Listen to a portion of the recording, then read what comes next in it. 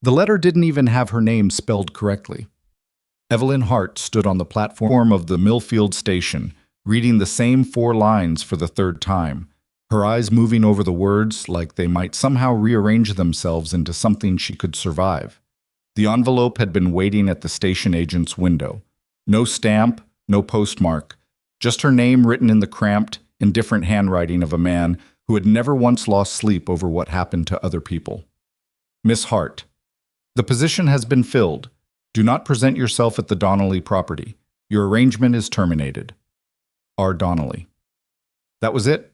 No apology, no explanation of how she was supposed to get home on the 43 cents left in her coat pocket, or what she was supposed to eat, or where she was supposed to sleep when the station closed at dark.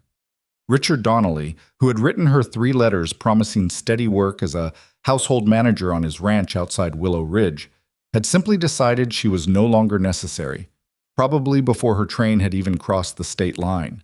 The last passenger had already walked away. The platform was empty except for her battered suitcase, a split seam along its left corner held together with a length of twine she'd borrowed from a woman on the train, and the sound of wind moving through the gaps in the station's wooden eaves. Evelyn sat down on the bench beside her suitcase. She didn't cry right away. She just sat there and let herself understand what the letter actually meant.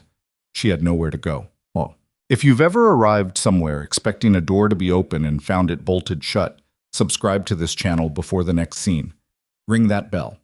Drop your city or country in the comments below because I want to see how far this story travels. And if you feel something watching this, hit like. It tells me you're still here. Now stay with Evelyn. She's not done yet. She had sold almost everything before leaving Ohio. Not in a desperate, panicked way, methodically, the way she had done most difficult things in her life. The furniture her mother left her. The good china. The winter coat she'd bought only 2 years earlier, which was still in fine shape and brought her $6 at the second-hand shop on Merchant Street. She had been practical about all of it because practicality was the only tool she'd ever had that reliably worked. The job with Richard Donnelly had seemed like more than an escape. It had seemed like sense. She had answered his advertisement in the Ohio Courier, received a prompt reply, exchanged 3 letters, and been offered a position managing his household, cooking schedule, staff coordination, account books, correspondence. The work matched every skill she possessed. The pay would have covered rent on a small room in town and still left something to save. She had thought, reading his final letter of confirmation, that maybe the worst stretch of her life was finally behind her. That belief lasted until she read the 4 lines on the platform. She folded the letter carefully, because even now she could not bring herself to crumple something that might still be needed as evidence of the arrangement, and tucked it into the inside pocket of her coat. Then she looked at the mountains in the distance, the actual mountains, which she had never seen before in her life, and which looked nothing like the illustrations in geography books, and tried to calculate what was possible. The station agent had told her the next eastbound train came through on Thursday. It was Tuesday afternoon. She had 43 cents. The agent, a compact man with a gray mustache and the air of someone who had given bad news to strangers many times before, had been kind enough. He'd shown her the waiting bench, told her the station closed at 8, and mentioned that the hotel in town was a mile's walk north along the main road. He had not offered to lend her money, which she hadn't expected, and had not told her she couldn't stay on the bench until he locked up, which she appreciated more than she could say. So she sat. She was 41 years old, which she knew was not old, but which felt, at that particular moment, like a long way from young. She had spent the last 6 years working as a bookkeeper for a dry goods merchant in Columbus, who had gone bankrupt and sold the business without giving any of his employees the courtesy of advance notice.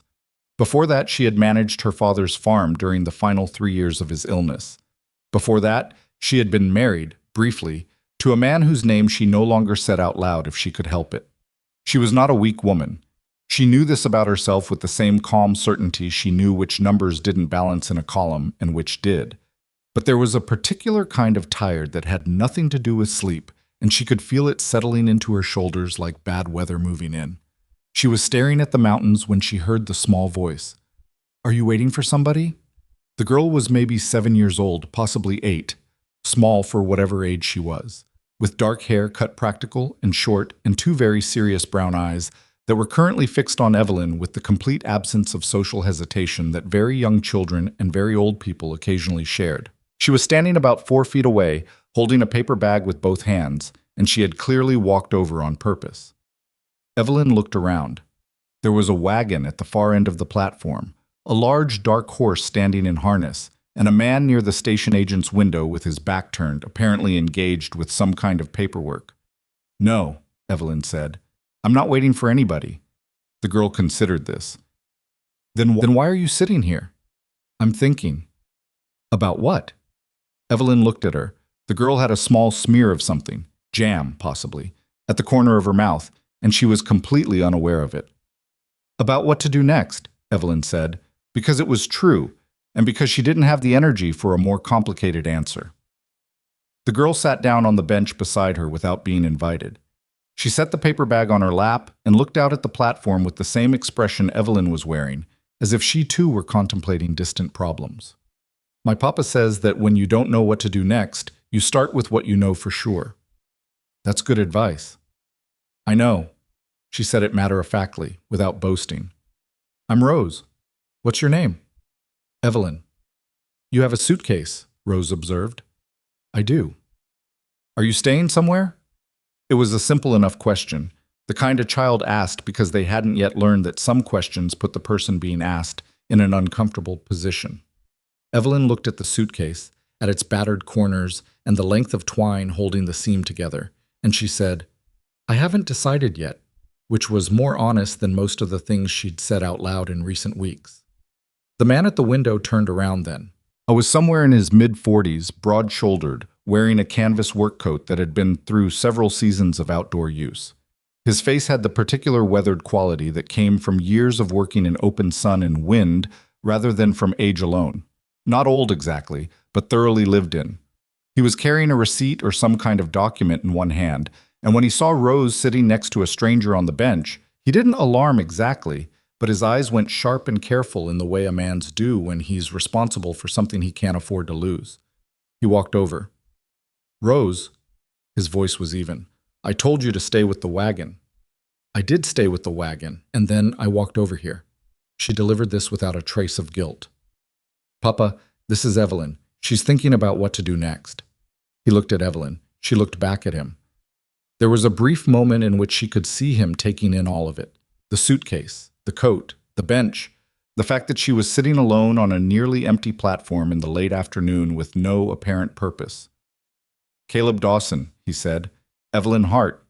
He nodded, like her name was information he was filing away. "Hey, you passing through?" "I was supposed to be arriving," she said. "The position I came for fell through." She watched him register this. He didn't say he was sorry, which she appreciated. He also didn't say anything useless like, "Well, these things happen," which she appreciated even more. "Where are you from?" "Ohio, Columbus." "That's a long way to come." "Yes," she said. "It is." Rose had been following this exchange with the focused attention of someone watching a negotiation. "She doesn't have anywhere to stay, Papa." "Rose." His tone carried a warning. "I'm just saying what's true." Evelyn straightened slightly. "Your daughter isn't wrong, but please don't feel any obligation. I'm managing." The word managing was technically accurate and practically meaningless. And from the look that crossed Caleb Dawson's face, he understood both of those things. He stood there for a moment, one thumb hooked into his coat pocket, looking at the mountains she had been looking at. "We've got a spare room," he said finally. "Ranch is about 4 miles east. It's not much, but it's not a bench." Evelyn opened her mouth to decline. She had a whole sequence ready. "I couldn't impose. I'm certain something will present itself. Please don't trouble yourself on my account." And she meant most of it, except the part about being certain something would present itself, which was the kind of statement that required a certainty she did not currently possess. Rose put her small hand on Evelyn's arm. Not grabbing, not pulling, just setting it there, the way children sometimes do when they want to make sure you're paying attention. "Nobody should be alone at a train station," she said. It was such a simple thing to say. 7 words, delivered with the absolute conviction of someone who had not yet learned that the world frequently ignored simple truths. And something about those 7 words, not the kindness of them, exactly, but the plainness, the way Rose said it like it was just a fact the same as any other fact, got past the careful wall Evelyn had been keeping up since she read the letter. She didn't cry. She came close, but she didn't. "All right," she said. "Thank you." The wagon ride to the Dawson Ranch was mostly quiet. Rose sat between them on the bench seat and talked intermittently about things that seemed important to her. A horse named Biscuit, who had recently developed an opinion about being brushed, a disagreement with someone called Old Pete over whether the storage shed needed a new lock, a rabbit she had seen near the creek that morning, which she was considering trying to name despite having no current way of catching it. Caleb drove and listened, and occasionally offered a single-word response that seemed to satisfy her. Evelyn sat on the outside of the bench seat and watched the landscape change from the flat ground near the station into something rougher and more dramatic as they moved east. She had never been this far west. The sky was enormous in a way that the Ohio sky had never been.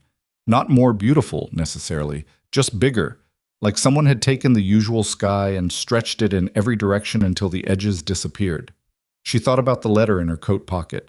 Richard Donnelly had not been cruel in his early correspondence. He had been professional, which in retrospect was a different thing.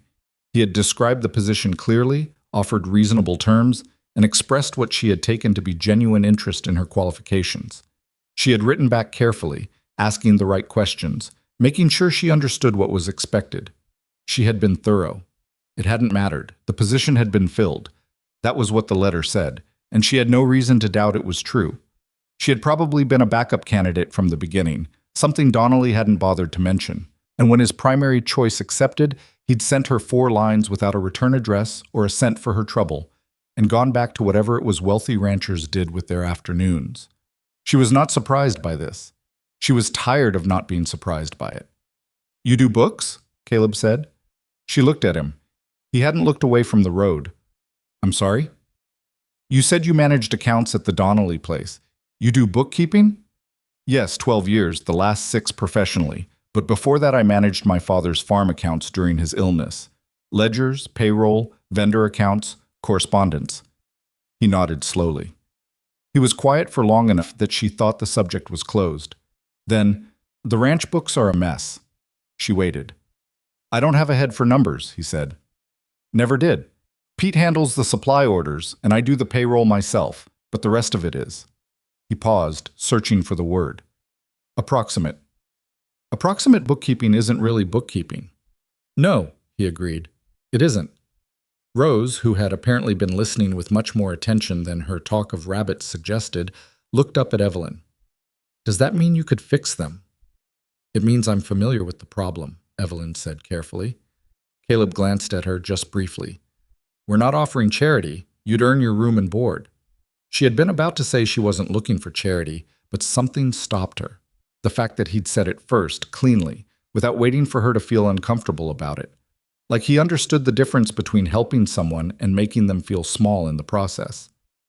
"I'd need to look at what you have first," she said. "Fair enough." The ranch came into view about 20 minutes later. Not all at once, but piece by piece as the wagon crested a long, gradual rise. A main house, 2-story, needing paint on the north side. A barn that was in better repair than the house. Several outbuildings, a corral with 4 horses, a garden plot that had the look of something that had been started with ambition and then somewhat abandoned. Fencing that was mostly sound but had a gap in the far southeastern corner that she could see even from the road. It was not a wealthy operation, but it was a working one, which was a different kind of thing. Rose jumped off the wagon before it fully stopped, landing with the easy confidence of someone who had done it 1,000 times. She ran toward the house, calling something back over her shoulder about Biscuit that Evelyn didn't fully catch. Caleb set the brake and climbed down. He reached up to take Evelyn's suitcase from the wagon bed without making a production of it, and she climbed down on her own side because she was perfectly capable of it. A man came out of the barn, older, mid-60s probably, with a white beard and the slightly bow-legged stance of someone who had spent most of his life on horseback. He looked at Evelyn the way ranch hands often looked at unexpected guests. Not hostile, but not welcoming either, waiting to see what the situation was. "Pete," Caleb said, "this is Evelyn Hart. She'll be staying in the spare room." Pete looked at the suitcase, then at Evelyn, then at Caleb. Something passed between the 2 men that she couldn't quite read. Not disapproval, exactly, but a question. Caleb answered it with a slight move of his head that she suspected meant later. "Ma'am," Pete said to her. "Mr. Pete," she said. His expression shifted slightly. Not quite a smile, but the direction of one. People who worked with their hands, she had found, often appreciated being called Mister by people they expected to look down on them. "I'll show you the room," Caleb said. The spare room was at the top of the stairs, second door on the left, and it was clean in the way that rooms are clean when no one has been in them for a while. No dust on the surfaces because there was nothing on the surfaces. No smell except the faint particular emptiness of a closed space. A bed with a plain quilt, a washstand, a window that looked out over the back of the property toward where the land started rising toward the distant tree line. Caleb set her suitcase inside the door. He didn't apologize for the room, which she was glad about because it didn't need an apology. It was simple, and it was sufficient, and it was not a bench. "Supper's at 6, he said. "Rose usually handles it. She's a better cook than you'd expect." "How long has she been doing that?" He looked at her briefly, and she realized, a half-second too late, that she might have asked something she shouldn't have. But he answered it. "Her mother passed 4 years ago." "I'm sorry." He nodded once, the way people nod when they've heard it before, and have made their peace with it, even if they haven't entirely made their peace with it. Then he left, pulling the door most of the way closed behind him. Evelyn stood in the middle of the room for a moment. She set her coat over the back of the chair by the washstand. She took the letter out of the inside pocket and looked at it again. Those 4 flat lines, Richard Donnelly's cramped handwriting, her name spelled with only one L when it had 2. Then she folded it one more time and slid it into the outside pocket of her suitcase, where it would be accessible if she ever needed it, and out of sight for as long as she didn't. She washed her face at the washstand with the cold water from the pitcher and dried it on the small towel that had been left hanging on the rail, and looked at herself in the small mirror above it for a moment. Not taking stock exactly, just making sure she was still the person she thought she was. She was 41 years old. She was good with numbers. She was better with people than she usually let on because she had learned a long time ago that seeming more capable than expected was a more useful tool than seeming exactly as capable as you were. She had arrived in Willow Ridge with nothing. That was still true. But the room existed. The supper would happen at 6. The ranch books were apparently a disaster, which was the kind of problem she knew how to solve. She picked up her suitcase and set it on the chair, not unpacking it, not yet, but not leaving it by the door either, and went downstairs to see if Rose needed any help in the kitchen. Rose did not, as it turned out, need help, but she accepted it anyway. She was standing at the stove with the competent, slightly distracted air of someone who had been doing this task long enough that it was automatic, but not yet long enough that it was entirely comfortable. She had the sleeves of her dress rolled up to the elbows, and she was stirring something in a pot without looking at it, because she was simultaneously reading something off a small piece of paper she'd propped against the salt box. "Is that a recipe?" Evelyn asked, coming to stand at the far edge of the kitchen without getting in the way. "It's my mama's," Rose said, still stirring. "Her handwriting is hard to read. I think this word is pinch, but it might be pound."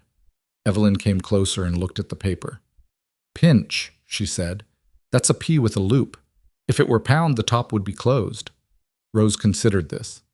"Good," she said, "because I already put in a pinch. A pound would have been too much." She went back to stirring. Evelyn looked around the kitchen, where things were, what needed doing, what had already been done. It was a practiced habit, the kind that had gotten her hired and then kept her employed through 3 different situations before they each fell apart for reasons that had nothing to do with her competence. "Can I cut the bread?" she asked. Rose pointed to the bread box without looking up. They worked in the kitchen together for the next 40 minutes without talking much, which suited them both apparently. At one point, Rose burned the edge of her hand on the pot handle, said a word under her breath that was definitely not something a child of 7 or 8 had invented independently, and then looked at Evelyn sideways to see if she was going to make something of it. "Cold water," Evelyn said. "Hold your hand under it, and I won't tell your father about the other thing if you don't make a habit of it." Rose's eyes crinkled at the corners. It was the most honest smile Evelyn had seen on another person's face in several months.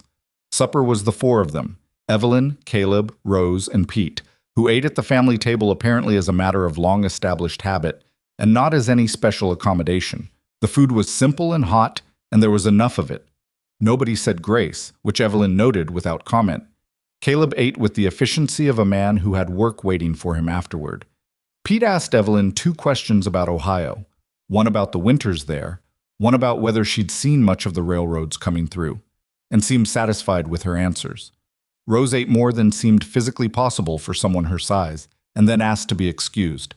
After she left, Pete refilled his coffee from the pot on the table and looked at Evelyn with the direct, unbothered gaze of someone who had earned the right to say what he thought. "You good with horses?" he asked. "No," she said honestly. "I'm good with numbers and I'm good with gardens. I'm polite to horses, but I don't have much practical experience with them." "You know what a mucking fork is?" "I know what it's called." Pete looked at Caleb. "She's honest, at least." "I noticed," Caleb said. "I can learn what I don't know," Evelyn said, not defensively, just stating a fact. "I'm not fast at it, but I don't have to be shown things twice." Pete nodded slowly, like this answer landed in an acceptable place. She helped clear the table without waiting to be asked, which she could see Caleb registering without comment. She washed the dishes in the basin while Rose dried them and told her about a dispute that had happened that week between 2 of the ranch hands, men named Grady and Silas, over a fence post that had apparently been placed in the wrong location through some combination of stubbornness and bad measuring. "Papa made them redo it," Rose said, holding a tin plate in both hands and rubbing it with the cloth. "The whole section." "Good," Evelyn said. "Grady was mad for 2 days." "I imagine he was. But now the fence is right." "Yes," Evelyn said. "It is." Rose looked at her with those serious brown eyes. "I think you're going to like it here," she said, with the absolute confidence of someone who had not yet learned to keep their certainties to themselves. Evelyn looked at the window above the basin, at the last of the light fading behind the mountains she had never seen before today, and said nothing. She didn't disagree. The morning after Evelyn Hart arrived at the Dawson Ranch, she woke before anyone else. Old habit. 6 years of opening the dry goods merchant's books before the shop unlocked had built something into her body that no amount of upheaval had managed to undo. Her eyes opened at 5:15 whether she wanted them to or not, and after that sleep was finished regardless of what her body thought about it. She lay still for a moment, listening to the unfamiliar sounds of the house. Wind against the north wall. Something moving in the barn. One of the horses shifting weight, probably. A board in the hallway, settling under its own age. The particular silence of a house where everyone else was still asleep, which was a different silence than the silence of a house where you were alone. She got up, dressed in the gray wool skirt and the white shirtwaist she'd worn on the train, her practical things, not her good things, because she'd sold most of her good things in Columbus, and went downstairs. The kitchen was cold.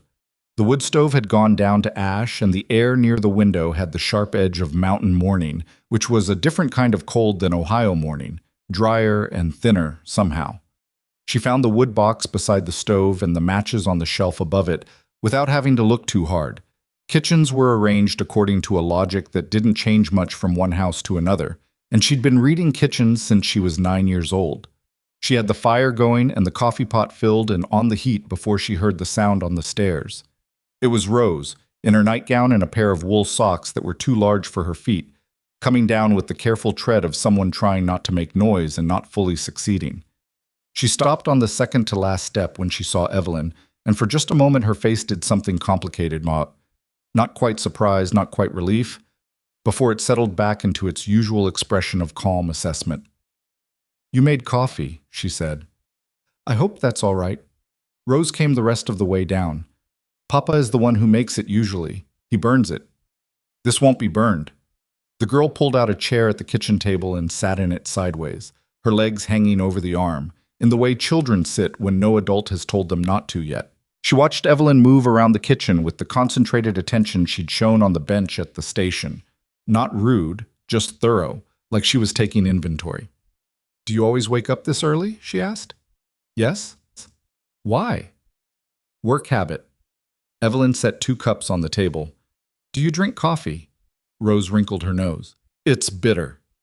"It is." She poured 1 cup for herself and set the pot back. "There's no milk out yet. I didn't want to go to the barn before I knew where things were." "I can get it."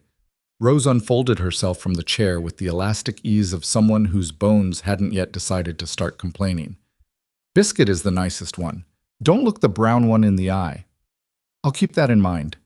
She was back in 8 minutes with a small pail that was maybe two-thirds full. She'd gotten milk on her sleeve and either hadn't noticed or didn't care. She poured some into a cup, added coffee until the color was approximately the color of pale wood, and drank it with every evidence of satisfaction. "You lied about the bitterness," Evelyn said. "I don't like it black," Rose said. "That's different." Caleb came down at 6. He stopped in the doorway of the kitchen the same way Rose had, that half-second pause of someone finding something unexpected in a familiar space. And then he registered the coffee pot, and his expression did something that wasn't quite gratitude and wasn't quite anything else either. "You didn't have to do that," he said. "I was up," Evelyn said. "Sit down. Yours is there." He sat. He wrapped his hands around the cup the way men who worked outdoors often did, taking the heat into their palms before they drank. He looked at the table, at the bread Evelyn had sliced and the butter dish she'd found in the cold pantry, and then at her, and she could see him recalibrating something internally. "The books are in my office," he said, "off the front hall. You can look at them whenever you like." "After breakfast," she said. "And I'll need to understand the operation first before the numbers will mean anything." He looked at her like she'd said something unexpected. "Most people want to look at the numbers first. Most people get confused that way." She sat down across from him. "Tell me about the ranch. What you run, how many hands, what your costs look like in a typical month," he told her. He wasn't a man who talked easily. She could see that, but he was precise when he did talk, which was its own kind of gift. The ranch ran 240 head of cattle, which was smaller than it had been 3 years ago after a bad winter took a significant portion of the herd. He had 5 regular hands, including Pete, plus 2 seasonal workers who came on during calving and roundup. His main income was beef sales to a buyer in Harmon City, supplemented by some small horse trading Pete managed on the side. Costs were feed, equipment maintenance, wages, and the supplies he picked up in Willow Ridge twice a month. He talked. She listened and didn't interrupt, which she could see he appreciated. "How long since anyone went through the books properly?" she asked when he finished. He rubbed the back of his neck. 2 years? Maybe 3. My wife used to do them. After she passed, I just kept the receipts, tried to keep track." "Receipts aren't books." "No," he said. "They're not. I'll need the last 3 years at minimum, whatever you have. There are 2 boxes in the office. Could be more. I stopped being careful about where I put things." She nodded. "I'll start this morning." Pete came in through the back door at 6:30, stomping mud off his boots in a way that was habitual rather than particularly effective, and stopped when he saw the table set and the coffee ready, and Evelyn sitting across from Caleb talking about ledger boxes like it was the most natural thing in the world. He stood there long enough that Rose noticed. "Stop standing there," Rose said. "Sit down before the bread's gone." Pete sat. The office was a room that told a story about a person the way all neglected rooms did. Not a flattering story, but an honest one. There was a desk under the window with a surface that was half covered in papers that had given up any pretense of organization and simply settled into a kind of geographical arrangement, oldest at the bottom and most recent somewhere near the middle. One of the desk drawers didn't close properly because there was a folded document wedged sideways in the back of it. A shelf on the left wall held a row of account books in varying states of use, some nearly full, some barely started, 2 that appeared to have had coffee spilled on them at some point and been left to dry with their pages stuck together. The 2 boxes Caleb had mentioned were on the floor beside the desk. She moved them to the desktop and began sorting. The receipts were what she expected, a comprehensive collection of transactions that had been preserved in no particular order, some dated and some not, some legible and some not. There were also several handwritten notes that appeared to be attempts at keeping a running tally, which showed genuine effort and very little result. She found one page where Caleb had written total for April at the top, and then a column of numbers that didn't add to any obvious conclusion, and then close enough written at the bottom in slightly different ink, which suggested he'd come back to it later and made a philosophical decision. It took her most of the morning just to sort. She built stacks on the floor, organized by approximate year, and then by category: wages, supplies, feed, equipment.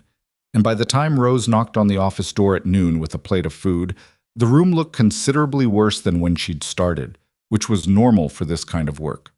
"Papa said don't forget to eat," Rose said, setting the plate on the corner of the desk that was still clear. Tell your father thank you. Rose lingered in the doorway looking at the stacks. Is it really bad? It's not catastrophic, Evelyn said, which was true. It's just been neglected. Can you fix it? She looked at the stacks. 3 years of a working ranch's financial life reduced to organized piles on an office floor. Yes, she said. It'll take time, but yes. Rose nodded like this confirmed something she had already decided. I knew you could, she said, and left. Evelyn ate her lunch standing up because sitting down at that moment felt like stopping, and she didn't want to stop yet. The ranch hands found out about her the way ranch hands usually found out about things.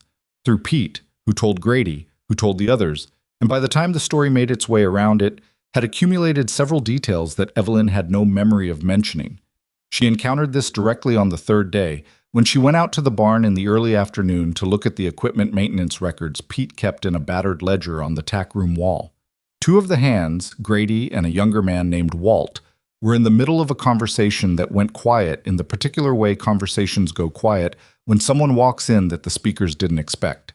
She recognized the silence. It was the silence of people who had been talking about you. Miss Hart, Grady said. He was a big man, somewhere in his late 30s, with red-brown hair and the defensive posture of someone who defaulted to waiting to see if a situation was going to be a problem before he committed to treating it like one. Mr. Grady? She looked at the ledger on the wall. May I? He stepped aside. She took the ledger down and paged through it. Pete's handwriting, cramped and consistent, dates and parts and costs recorded with considerably more care than the main office books. She noted several things without commenting on them. You going to tell Dawson what's in there? Walt asked. He was young enough that he didn't always know when he was being rude. I'm going to tell Mr. Dawson what's in every ledger on this property, she said, not looking up. That's the job. We've been doing fine without someone looking over the books, Grady said. She set the ledger back on its hook and looked at him directly. I believe you. I'm not looking for problems. I'm looking for numbers, and numbers aren't personal. He studied her for a moment. Where'd you come from exactly? Ohio, Columbus, 12 years doing this kind of work. And you ended up at Millfield Station with a suitcase. I did. That's an interesting story, he said. Not cruel, just cautious. It's a boring one, she said. A man offered a job and then filled it before I arrived. That happens. She picked up her notebook. I don't have a history with anyone here, and I'm not interested in creating trouble. I'm interested in making sure Mr. Dawson knows what his operation actually costs him, which right now he doesn't. Grady was quiet for a moment. Then he said, Equipment needs a new belt on the hay baler. I've been putting it off because I didn't know if there was money for it. Write it down and I'll have an answer for you by end of week, she said. She left. She was most of the way back to the house before she heard Walt say something low to Grady and heard Grady's response, which was short and ended the conversation. She couldn't make out the words, but the tone suggested Grady had reached a provisional conclusion about her, which was as much as she usually hoped for. By the end of the first week, she had finished sorting and begun reconciling. The picture that emerged was not as bad as it might have been, but it was also not as good as Caleb likely hoped. The ranch was functioning, but it had 3 areas where costs had been consistently underestimated for at least 2 years. Feed calculations that didn't account for winter supplementation, equipment maintenance that had been deferred long enough to become a compounding problem, and a set of supplier agreements that had price increases written into them that no one on the ranch had apparently noticed or renegotiated. She compiled these findings in a clean summary, 1 page, numbers only, with brief notes, and brought it to Caleb on Friday evening after supper, when Rose had gone to do her schoolwork upstairs and Pete had headed back to his bunk. He read it once. Then he read it again. The Halliday account, he said, tapping the second item on the page. They raised prices? 18 months ago. It's in the contract renewal they sent you in March of last year. It was in the second box underneath some seed catalogs. He set the paper down and pressed his fingers against his forehead. I signed that. You signed it. I don't know if you read it. He looked at her. It was the kind of look that could have gone either way. A man being told something uncomfortable could react with the truth of it or away from it, and she had learned early that you couldn't always predict which direction a particular man would go. No, he said. I didn't read it. All right. Don't all right me. Tell me what it means. It means you've been paying 14% more than you thought for dry goods supplies for a year and a half. It's renegotiable. The contract has a clause. She pulled out the relevant document and set it next to the summary. I drafted a letter this afternoon. You could send it Monday. He looked at the letter, then at the summary, then at her. You drafted this today? This morning. I had the contract language by midweek. He sat back in his chair and rubbed his jaw, and she could see him doing the thing people do when they're absorbing something they should have caught themselves. That brief internal accounting of how this happened and what it means about how things have been going. It wasn't comfortable to watch. She didn't look away because she had found that people usually did better with the discomfort when someone stayed present for it instead of being tactful about it. What else? He said. The feed calculation is more serious short term. You need to adjust your winter order and you need to do it in the next 3 weeks or the price goes up again. She moved to the next page. The equipment, the baler belt Grady mentioned is just the beginning. There's a list.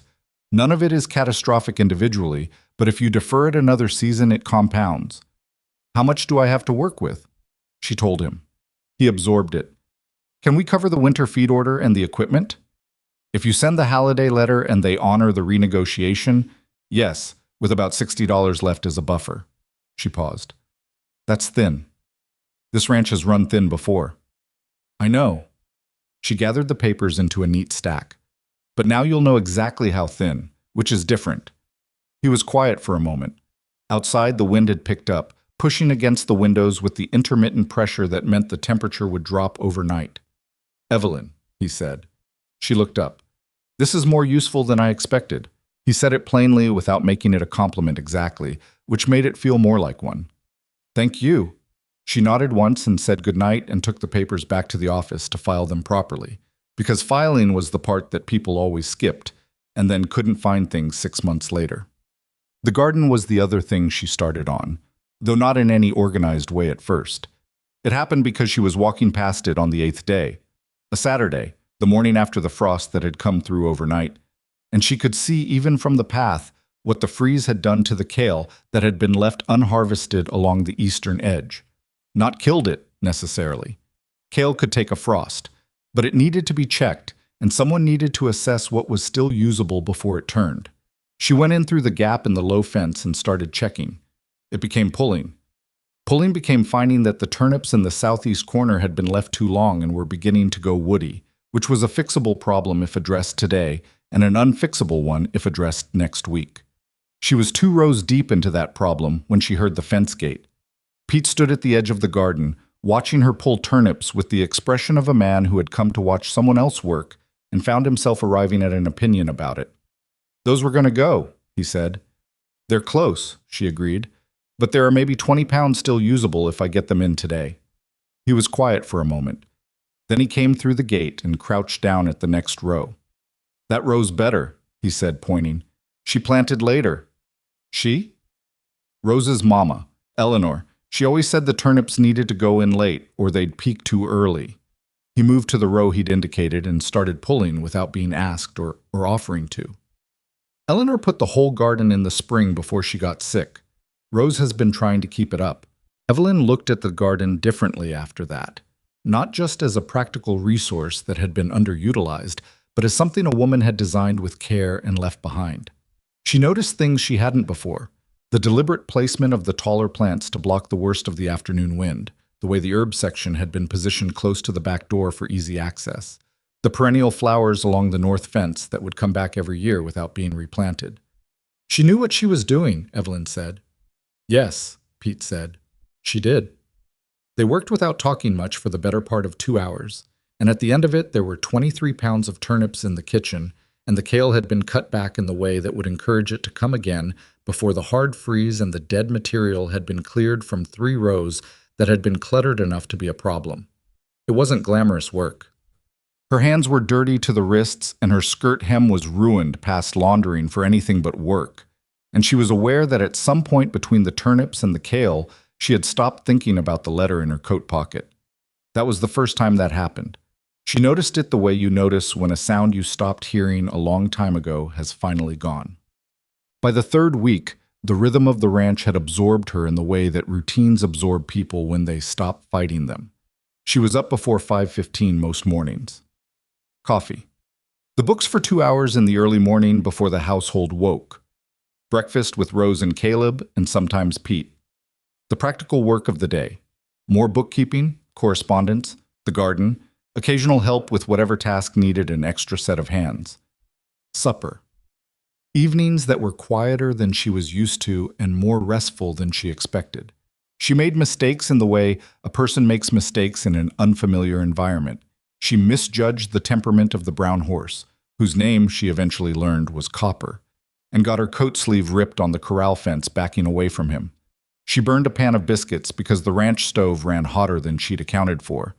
She gave Walt a correction about a supply calculation in front of 2 other hands and watched his face do something stiff and proud, and had to go back the following morning to find a reason to let him solve a different problem himself, which was the only remedy she knew for that particular damage.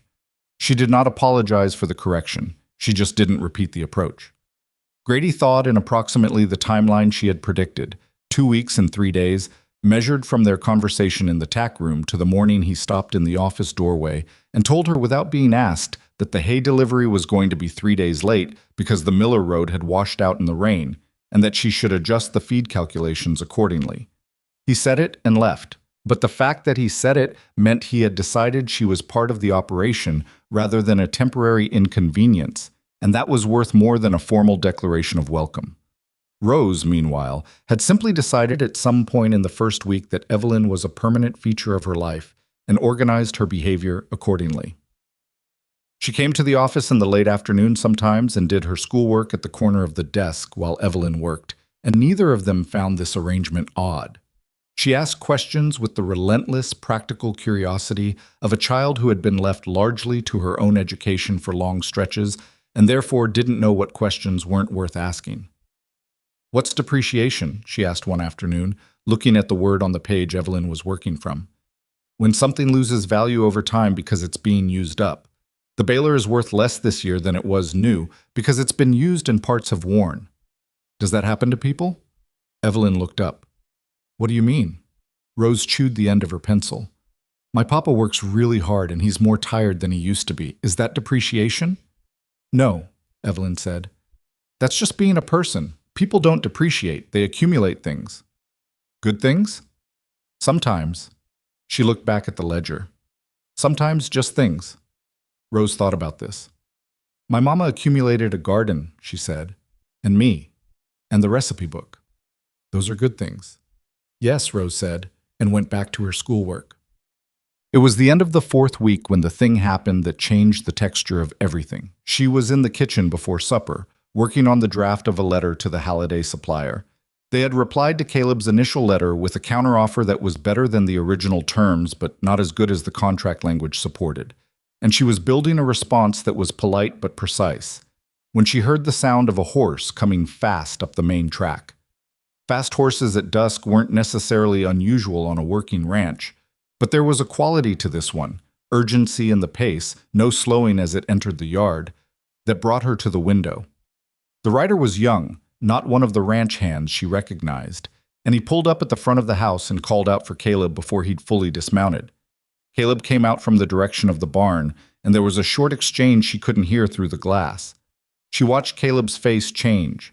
Not dramatically. He wasn't a man who changed dramatically. But something went tighter around his jaw, and his eyes went to a different kind of attention, and when the rider left, he stood in the yard for a moment before he came inside. He came to the kitchen doorway.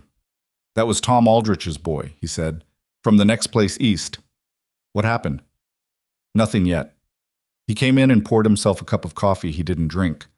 Tom says there's a man in Willow Ridge, rode in 2 days ago with a couple of hired men, asking questions." She kept her expression steady. "What kind of questions?" Caleb looked at her directly. "About a woman traveling alone from Ohio. Whether anyone had seen her come through Millfield. The letter in her coat pocket had been in the outside pocket of her suitcase for 4 weeks, and she had not thought about it in at least 10 days. She thought about it now. "What did Tom tell him?" she said. "Tom didn't talk to him. Heard about it from the station agent. Haskell, the agent, told this man he didn't keep track of who passed through." "Did Haskell see me?" She kept her voice level. "When I was at the station." Haskell sees everyone who comes through Millfield. He's worked that station for 19 years. Caleb set down the coffee cup. He also tells me things, on occasion, because we've known each other a long time. She understood then that Haskell had told Caleb something. Probably that a woman matching her description had been seen with a battered suitcase, had been picked up by Caleb's wagon. That this was not actually a question about whether the man in Willow Ridge would find her. The question was what happened when he did. His name is Richard Donnelly, she said. He hired me from Ohio and then withdrew the offer by letter before I arrived. I've never met him in person. Caleb waited. I have his letters, the correspondence, everything. She held his gaze. Whatever he's telling people, I can document the arrangement from my side. I kept everything. That's good to know, he said. But that's not what I'm asking. She looked at him. Then what are you asking? He picked up his coffee cup again, turned it in his hands, put it back down. I'm asking if there's something I should know before this comes here. Because it will come here. A man who asks questions in Willow Ridge gets answers eventually. She thought about what to tell him. Not because she had anything to hide. She didn't. But because the truth, laid out plainly, would sound like the kind of story people dismiss. Because it was the kind of story people had always dismissed, when the person telling it had no standing in a community, and the person being accused had money and connections and a reputation that preceded him. I was his bookkeeper before I was his household manager applicant, she said, in Columbus. I left that position when the merchant I worked for went bankrupt. Donnelly knew me by reputation. He made an inquiry about my availability and then extended the offer. And now he's following you west. I don't know why, she said. I only know that I haven't done anything that could be proven against me because I haven't done anything wrong. Caleb looked at her for a long moment. The kitchen was quiet except for the stove and the sound of wind picking up outside, the same as the night she'd arrived. And she thought about how that first evening she had sat at this table as a stranger and how different it felt to sit here now, 3 weeks and 4 days into something she hadn't expected to become. All right, he said. Just that. All right.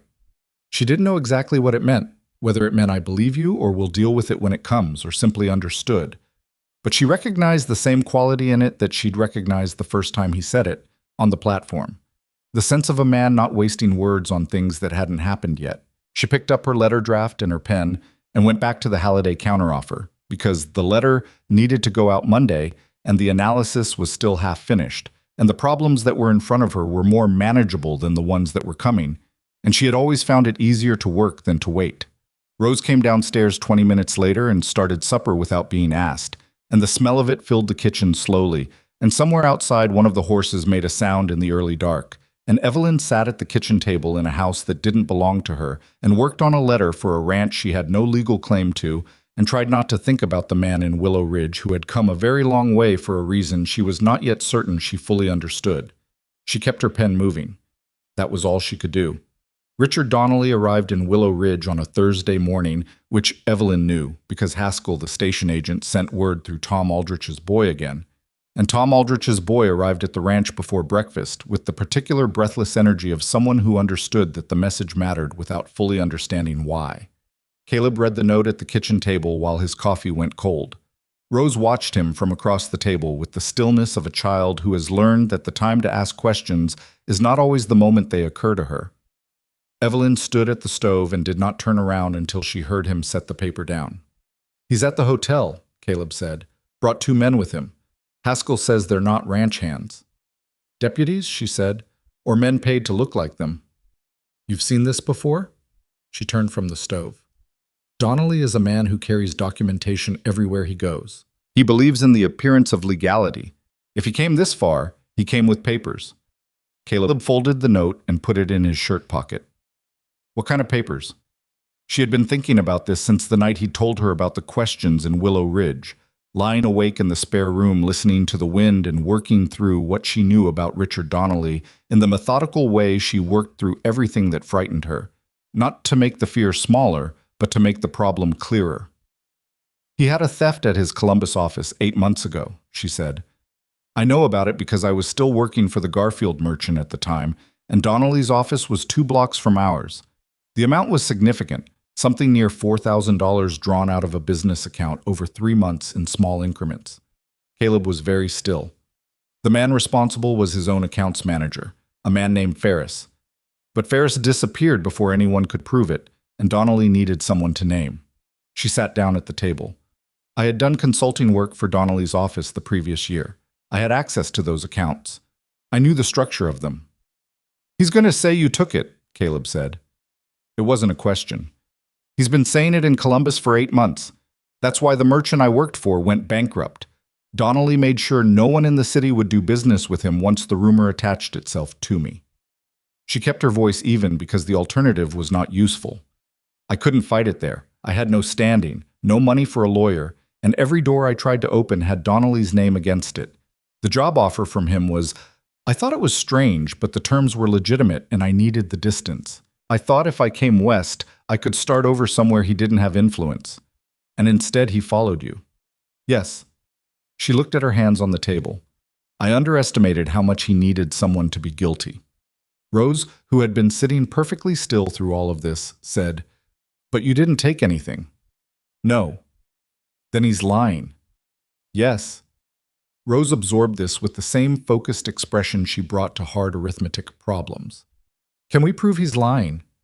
"I have his letters. I have my own records from the consulting period. But I'm missing the primary thing, the original accounts from that period, which Donnelly controls. Without those, it's his word against mine, and his word comes with money behind it and mine doesn't." The kitchen was quiet. Outside, one of the hands was crossing the yard toward the barn, boots audible on the frozen ground. Caleb picked up his coffee cup, found it cold, set it back down.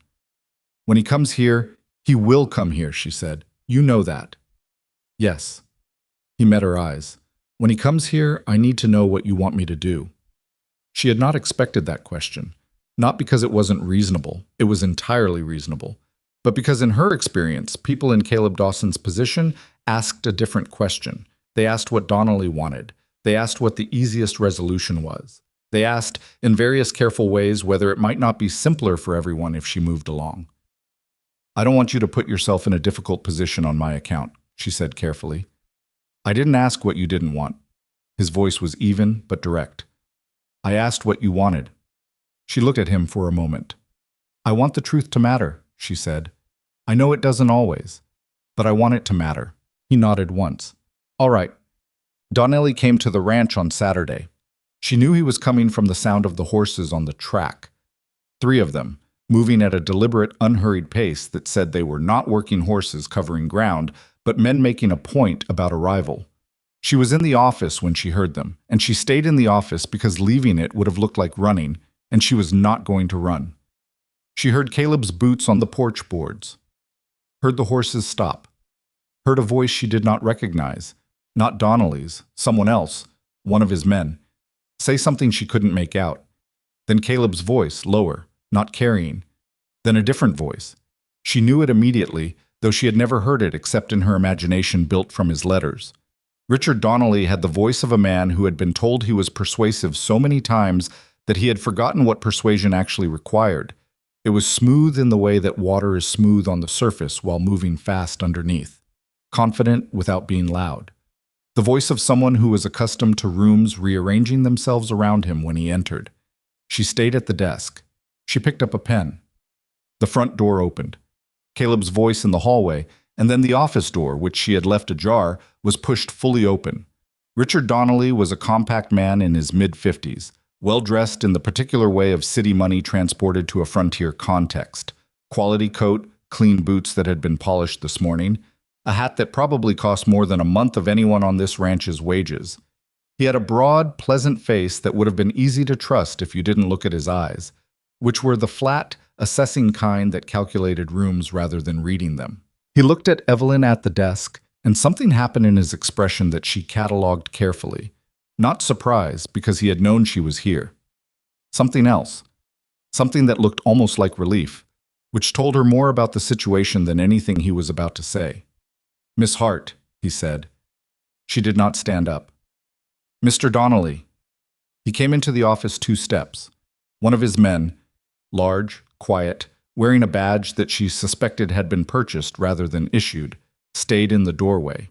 Caleb stood in the hallway, visible past the man's shoulder, and the look on Caleb's face was the one she had begun to recognize as his controlled version of something much less controlled.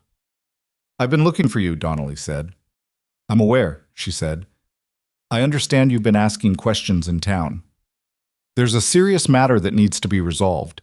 He said it with the tone of someone being regretfully responsible. "You understand that?" "I understand you've been making accusations in Columbus for 8 months," she said. "I'd like to hear you make one directly, if you have something to say." Something shifted in his pleasant face. He wasn't used to women at desks who didn't stand when he entered rooms.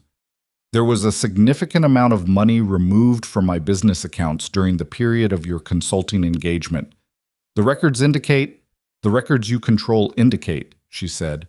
"That's a different thing." His jaw tightened briefly. "The amount was $3,800, withdrawn in increments over 12 weeks. You had full access to those accounts during that period." "I had access to the accounts in the sense that I could read them and report on them. I did not have signature authority. I could not have withdrawn money if I had wanted to." She held his gaze. "Which I didn't." "The documentation." "What documentation?" Caleb said from the hallway. Donnelly turned. Caleb had moved to the office doorway, and the man with the badge had moved sideways to make room in the way people instinctively made room for Caleb Dawson when he decided to occupy a space. "Mr. Dawson," Donnelly recalibrated, visibly, toward a more collegial approach. "This doesn't involve you in any—" "She's on my property," Caleb said. "That involves me. She is a woman under investigation for a significant financial crime. Your sheltering her creates a—" "What investigation?" Caleb said. "Is there a warrant?" Donnelly paused. One beat too long. "I intend to file with the county." "Is there a warrant?" Caleb said again. Not louder, just more precisely. "Not as yet." "Then you're a man who rode onto my land to accuse my bookkeeper of something you don't have a warrant for." Caleb looked at Donnelly with the particular flatness of someone who has decided a conversation is close to over. "I'd like to hear your documentation." Donnelly pulled a folded document from his inside coat pocket. He had it ready, which meant he had planned this moment. He unfolded it and held it out. Not toward Evelyn, toward Caleb, which was its own kind of statement about which of them he thought it was worth convincing. Caleb took it. He held it without reading it yet, just held it, and looked at Donnelly. "Give me a moment." He read it.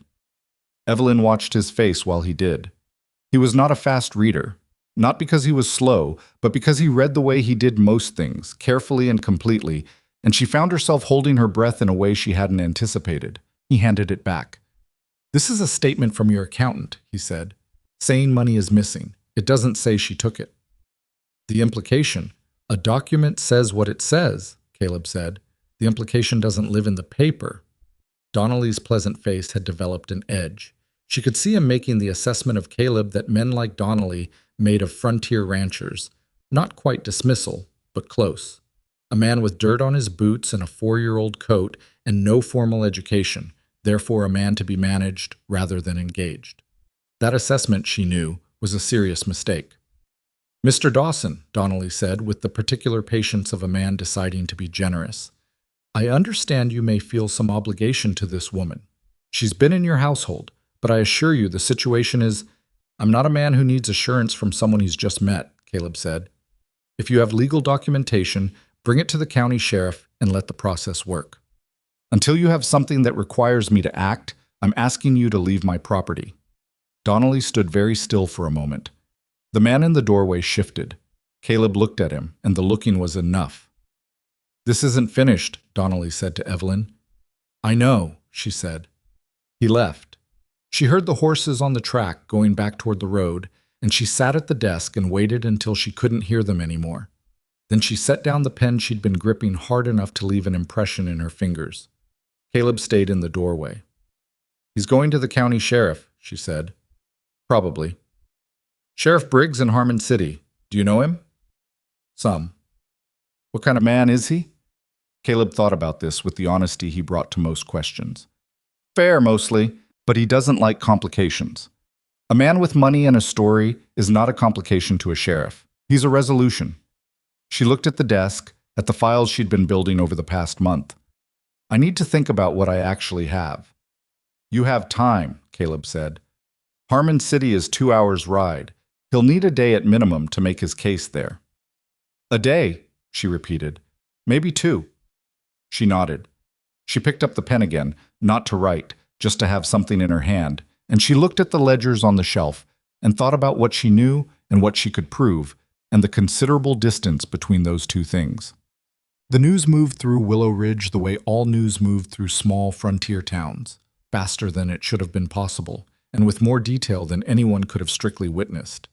By Sunday morning, Evelyn knew from Rose, who had it from the Aldrich boy, who had it from someone in town, that Donnelly had spent Saturday evening at the hotel telling his version of events to anyone willing to listen, and that his version was considerably more elaborate than the document he'd brought to the ranch. In Donnelly's telling, she had systematically defrauded him over a period of months, had fled west when discovery was imminent, and had ingratiated herself with a widower rancher as a means of avoiding justice. He had told this story with the detail and the grieved tone of a wronged man, and it had found the audience that such stories always found, people for whom the facts mattered less than the shape of the narrative, and the shape of this narrative was familiar. A woman alone, arriving from nowhere with a suitcase and a story.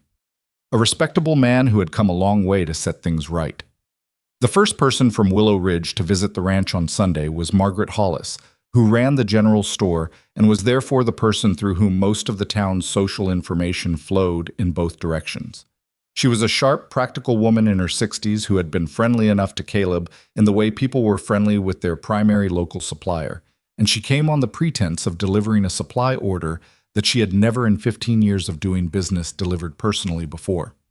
Evelyn was in the kitchen when she arrived and heard the conversation on the porch, keeping her movements quiet and her attention on what was said. "I'll say it plain, Caleb," Margaret Hollis said. "People are talking." "People talk," Caleb said. "This is a specific kind of talking. The man has a story and he's been telling it where it'll do the most damage. I came to tell you that, not to add to it." "I appreciate that, Margaret." A pause. "Is she what he says she is?" Caleb's voice, without any particular heat. "No." "You're sure?" "I'm sure." Another pause. "That's a difficult thing to maintain against a man with money behind him. I've seen it go badly for people who held a position like that." "I imagine you have." "I'm not advising you one way or the other. I'm telling you what you're walking into." "I know what I'm walking into," Caleb said. "Thank you for coming out." She heard Margaret Hollis's wagon leave. She stayed in the kitchen and finished the bread she was making, pressing the dough with more force than was strictly necessary, and tried not to think about the conversations she wasn't hearing. By afternoon, she didn't have to imagine them. Walt came back from his half-day in town with a tight, uncomfortable expression and told Pete something in the barn that she heard through the kitchen window, her name mentioned twice in a voice not quite low enough. Grady said nothing at supper, but ate with his eyes on his plate in a way that was different from his usual manner. And when she asked him directly about the baler repair that should have been completed that week, he answered her question fully, but didn't meet her eyes when he did it. Pete was the one who said it to her face, which was exactly what she would have expected from Pete, and which she therefore appreciated, even though the saying of it was not pleasant. He found her in the garden after supper, clearing the last of the season's dead growth from the south bed in the cold that had come down with the evening. "Grady's thinking about looking for other work," he said. She didn't stop working. "Because of the talk. Because his sister lives in Willow Ridge and she's getting questions about whether he's working for a criminal. His word." "Not his word," she said. "Donnelly's word filtered through Willow Ridge. Those aren't the same." "They feel the same to a man whose sister is getting questions." Pete crouched down and helped her pull a section of dead vine without being asked. "I'm not telling you this to hurt you. I'm telling you because you need to know what you're up against." "What am I up against, Pete?" He was quiet for a moment, working the vine loose from where it had tangled in the fence post. A man with enough money and enough patience can make a lie feel like a fact just by repeating it long enough in enough places. You know that. I know that. Caleb's not a man who changes his mind when the wind changes, but he's got a ranch to run and a daughter to raise, and the people in that town are his neighbors and his buyers and his community. He looked at her. This could cost him things that can't be recovered. She sat back on her heels and looked at the mountains in the dark. She had thought about this, had been thinking about it since Saturday, measuring the distance between what was right and what was practical, and the uncomfortable truth that those two things didn't always point the same direction. I could leave, she said. Yes, Pete said. You could. Would that be better for him? Pete thought about this with the same honesty she had come to expect from him. Short term, maybe. Long term. He pulled the vine free and dropped it. I don't think Caleb Dawson has a lot of things in his life that feel like the right thing. I think this might be one of them, and I think he knows it. She didn't say anything. I'm not telling you to stay, Pete said. I'm not telling you to go. I'm just telling you what I see. He stood up, his knees taking a moment to cooperate. See you in the morning. He walked back toward the barn, and she stayed in the garden in the cold for a while longer, her hands dirty and her mind working, and did not come to any conclusion except that tomorrow existed and tonight she could not solve everything tonight. The deputation came on Tuesday. Not the sheriff, not yet, but 3 men from Willow Ridge, self-appointed representatives of community concern, who arrived mid-morning and asked to speak with Caleb in the front yard. She watched from the office window. She recognized one of them, Henry Pratt, who owned the feed supply and to whom the ranch owed some goodwill from the Halliday negotiation she'd helped resolve. The other 2 she knew by sight from the one trip she'd made to town with Rose 2 weeks prior. The conversation lasted longer than she expected. She couldn't hear it, could only read posture and expression through the glass. Caleb stood with his weight even on both feet, hands in his coat pockets, the way he stood when he was listening to something he'd already decided about. Pratt talked the most. The other 2 added things occasionally, gesturing back toward town. At one point, all 3 of them looked toward the house, toward the office window, and she didn't move away from it because she had decided not to pretend she wasn't watching. Caleb said something. The 3 men exchanged looks. Pratt said something more, gesturing more broadly, and Caleb said something shorter, and they exchanged looks again. And then the conversation ended in the particular way that conversations end when one party has been clear and the other party has decided not to push further, at least for now. The men rode away. Caleb came inside. He went to the kitchen and poured water from the pitcher and drank it standing at the counter, and she came to the kitchen doorway. What did they want? She asked. What you'd expect. He set the cup down. They want me to send you away. They think it's the cleanest resolution. Is that what you think? He turned around and looked at her. There was something tired in his face that had nothing to do with sleep, the kind of tired that comes from spending energy on things that shouldn't require it. I think Donnelly is a man who has decided he needs someone to take the blame for something, and he picked you because you were the most available and the least offended, Caleb said. And I think the people in that town are decent enough in ordinary circumstances, but right now they're scared of being associated with something that makes their lives complicated, which is a human thing to be scared of, even if it's not a courageous thing. She looked at him. And you? I'm not scared of complicated, he said. He said it flatly, without making it heroic, just as a fact about himself.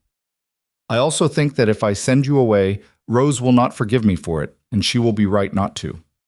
At the mention of something that had been held tight in Evelyn's chest shifted slightly. There's something I haven't told you, she said. He waited. When I worked for Donnelly's office, I noticed irregularities in the accounts, withdrawals structured to stay below the threshold that required secondary authorization. I flagged it in my written report. She held his gaze. I have a copy of that report. I kept copies of everything I submitted because I was trained to, and because I was working in an environment where I had no other protection. Caleb was very still. That report named the irregularities. It didn't name Ferris. I didn't know his name at the time, didn't have access to that level, but it documented the pattern, which means I identified the theft before it was completed, which is the opposite of committing it, Caleb said. Which is the opposite of committing it, she agreed. But Donnelly would have to acknowledge that report exists, and if he acknowledges it, he has to explain why he didn't act on it, and if he didn't act on it, he knew about it, Caleb said slowly, or he was the one directing it, with Ferris as the mechanism, and he needed someone else to be responsible when it came apart. She had worked through this in the long night since Saturday, and saying it out loud made it more solid and more frightening simultaneously. I don't have proof of that. I have a report that contradicts his narrative. That's different from proof. It's a start, Caleb said. It's a start that requires a lawyer and a judge willing to look at it, neither of which I have. He turned and looked out the kitchen window at the yard, at the barn. At the far fence line where the gap had been repaired 3 weeks ago by Grady and Walt, working half a day without complaint because it was their job and they did it. His property, his operation, the thing he'd built over however many years, and whatever it had cost him, and whatever it was costing him now. Jim Calloway, he said. Who? Lawyer in Harmon City. He's not brilliant, but he's honest, which, in my experience, matters more. He turned back. I need to send Pete to Harmon City tomorrow. If Donnelly is filing with the sheriff, I want Calloway to know what we have before any papers arrive here. That will cost money, she said. And I can't. You've already saved this ranch more than a lawyer's fee in the first month you were here, he said. Don't argue about it. She did not argue about it. That evening, Rose came to the office with her schoolwork as usual, settled herself in the corner of the desk as usual, and opened her book. She was quiet for longer than usual, and Evelyn let the quiet exist, and after a while Rose said, without looking up from her page, Mrs. Hollis's daughter told me at the well this afternoon that my papa is going to lose the ranch because of you. Evelyn set down her pen. How did you respond? I told her she didn't know what she was talking about. Rose still didn't look up. Was I right? I don't know, Evelyn said, because Rose was a person who deserved honesty more than reassurance. Your father might face difficulties because of this, real ones. Because of Donnelly, Rose said, precise about the source. Yes. That's different from because of you. People don't always make that distinction. People should. Rose turned a page she probably hadn't finished reading. My papa makes the right distinctions. That's why I trust him.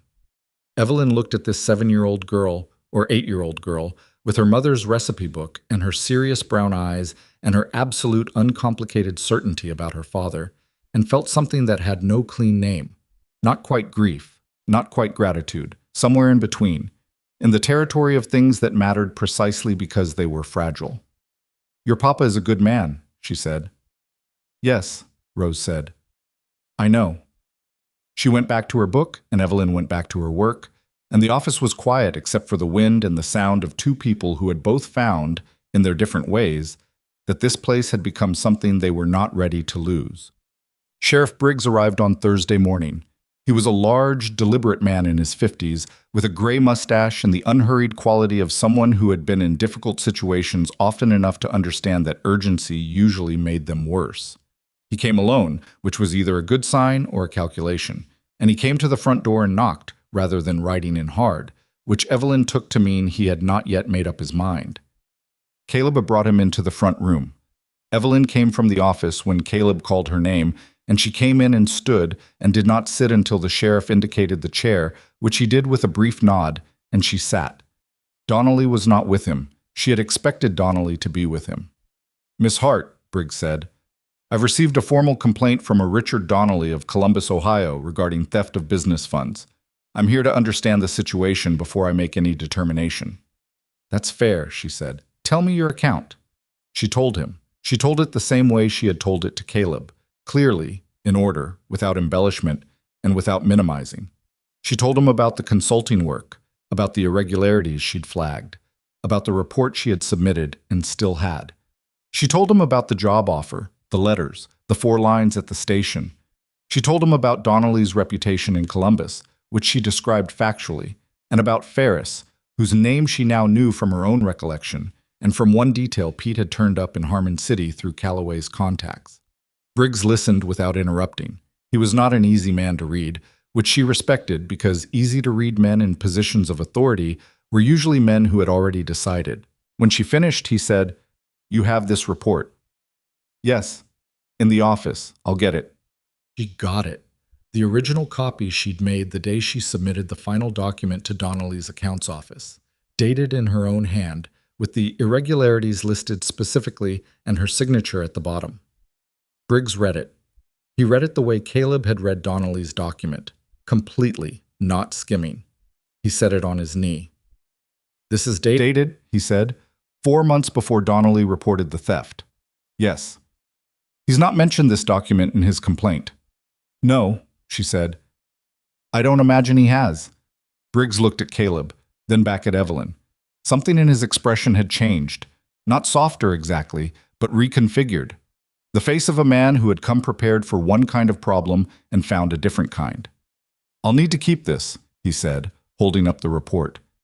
"I have another copy," she said. He looked at her. "Of course you do," he said. It wasn't unkind. It sounded almost like the beginning of something being reconsidered. He left with the report folded in his coat, and Caleb walked him to his horse, and Evelyn stood on the porch and watched the sheriff ride back toward the road, and did not know yet whether this was the beginning of the truth mattering or just another delay before it didn't. But it was not nothing. It was not nothing at all. Sheriff Briggs did not send word for 4 days. 4 days was long enough for Donnelly to make 2 more visits to the hotel dining room in Willow Ridge, long enough for the story to calcify into something that felt, to people who hadn't examined it, like established fact. Evelyn knew this because Margaret Hollis sent a note on Friday, not visiting in person this time, just a note, which told its own story about what the social temperature in town had become, saying that people were asking whether Caleb intended to keep her on, and that the question was being asked in a way that suggested the answer would affect how certain business relationships proceeded. Caleb read the note, set it on the desk, said nothing about it. Evelyn said, "I can write to Calloway directly. He doesn't need to communicate through you." "He's my lawyer," Caleb said. "He communicates through me." "Caleb." She waited until he looked at her. "Hollis is telling you that your business relationships are at risk. That's not a small thing." "No," he agreed. "It isn't." "Then you should be considering." "I am considering," he said. "I've been considering for 4 days. The conclusion I keep arriving at is the same one." He picked up the note and folded it precisely. "Donnelly is a liar, and you're telling the truth, and sending you away doesn't change either of those facts. It just makes it easier for the liar." She looked at him for a long moment. "You are a frustrating man." "So I've been told." He put the note in the desk drawer and closed it. "Calloway sent word this morning. He found something." She straightened. "What?" "He has a contact at the railroad office in Columbus. Shipping records from Donnelly's business accounts, payment ledgers, freight invoices. Calloway says there's a discrepancy between what Donnelly reported losing and what the business was actually moving during that period." He paused, the way he paused when he was being careful about words. "The business was moving less than the accounts suggest, which means the accounts were inflated before the money was taken." She was very still. "The theft was built into the accounts before it happened." "That's what Calloway thinks?" "He's not certain yet. He needs the original shipping manifests from the railroad, the actual cargo records, not the billing records, to prove the gap." "Those are public records," she said. "The railroad keeps cargo manifests as legal documents. Any party with standing can request them. Calloway knows that. He's filed the request. But it takes time." "How much time?" "He says 2 weeks, possibly 3. 2 or 3 weeks. She looked at the window, at the yard, at the fence line and the barn and the mountains beyond. 2 or 3 weeks of Donnelly in the hotel dining room, telling his story to everyone who would listen. 2 or 3 weeks of Grady's careful avoidance and Walt's discomfort and Margaret Hollis sending notes instead of visiting. "There's something else," Caleb said. She looked back at him. "Calloway found a man, a former clerk from Donnelly's office, a man named Asa Beaumont, who left Donnelly's employ about 6 months before the theft was discovered. He's living in Harmon City now, working at the grain exchange." He met her eyes. "Calloway says Beaumont has been willing to talk. Not officially, not yet, but willing to talk." She felt something shift in her chest, not hope exactly, which she had trained herself to be careful with, but the precursor to it, the sense of a shape beginning to emerge from fog. "Did Beaumont know Ferris?" she asked. "He knew Ferris. He also knew what Ferris was doing and who was directing him." Caleb paused. "He left because he was afraid. He's been afraid for 8 months. But Calloway says that if there's a formal proceeding, a real one, with subpoena authority, Beaumont might be willing to testify." "Might," she said. "Might," he agreed. "It's not a certainty." She turned this over. A frightened man in Harmon City who knew the truth and had been carrying it alone for 8 months. Shipping manifests that would take 2 or 3 weeks to arrive. A lawyer who was honest but not brilliant. And across all of it, Donnelly still in the hotel, still talking, still building the architecture of his version into the community's understanding of events. If Donnelly hears about Beaumont, she said, he'll move to discredit him before any proceeding can happen. I know. Calloway needs to be careful about who he talks to. I told him that. She picked up her pen, set it down, picked it up again. What does the sheriff say? About the report I gave him? Briggs is a careful man. He doesn't say things until he's ready to say them. Caleb looked at her with the direct, uncomfortable honesty she had come to rely on precisely because it was uncomfortable. He's also a man who has to live in this county after this is over. He'll do what's right, but he'll do it in a way that costs him the least. That's most people, she said. Yes, Caleb said. It is. The waiting was its own kind of hard. She had always been a person who worked through difficulty, not over it or around it, but through it, by doing the next thing and then the next thing and keeping moving, because stopping was when the fear got the most traction. But this was a situation where the most important work was happening elsewhere, in Calloway's office in Harmon City, in the railroad records office in Columbus, in the cautious calculations of a frightened man named Asa Beaumont, and there was nothing she could do to accelerate any of it. So she kept the books. She kept the garden, stripping the last of anything still useful from the beds before the hard freeze came down for good. She kept Rose's afternoons in the office intact, helping with the arithmetic Rose found frustrating and listening to the algebra of a child's social world at the well and in town, which had its own kind of complication that Evelyn navigated carefully. Rose had stopped mentioning what people said to her about the situation, not because it had stopped happening. Evelyn could see it in the way Rose's face sometimes went carefully neutral when she came home from an errand, but because Rose had apparently decided it wasn't useful information and had reclassified it accordingly. This was either a healthy adaptation or something that would need to be addressed later, and Evelyn filed it in the category of things she would return to when the more pressing problems were resolved. Grady gave his notice on the following Monday. He came to Caleb directly, which Evelyn respected, and he said it plainly without elaborate justification. He had found a position at the Aldrich Ranch and he'd be moving on at the end of the week. He was sorry for the timing. He said this last part looking at the ground, which told her that he actually meant it. Caleb said he understood and asked him to finish out the week on the fence repairs that were still pending, and Grady said he would, and that was the end of it. That evening, Pete came to the kitchen while Evelyn was washing up and said, without preamble, "I'm not going anywhere." "I didn't ask," she said. "No, but I figured you should know anyway." She kept her hands in the basin. "Why are you telling me?" "Because Grady leaving is going to feel like a sign of something, and I want you to know it isn't one. Grady's got a sister with questions and a limited tolerance for complicated situations. That's about Grady, not about what's true." She looked at him. Pete had worked this ranch for, she had gathered, nearly 12 years, since before Eleanor Dawson died, since before Rose was old enough to remember him not being there. He was part of the operation in the way that old trees are part of a landscape. Not decorative, but structural, the thing around which everything else had organized itself. "You believe me," she said. Not a question, but it needed to be said. "I believed you after the first week," Pete said. "A woman who lies doesn't keep copies of everything. Liars travel light." He took a cup from the shelf and poured himself coffee from the pot she'd left on. "Also, Grady's a good worker, but he's not good at reading people. Never has been. I am." She didn't say thank you because Pete was the kind of person who received gratitude awkwardly. She just nodded and went back to the dishes, and Pete drank his coffee at the table, and they stayed in the kitchen together without talking until it was time for him to go back to the bunk.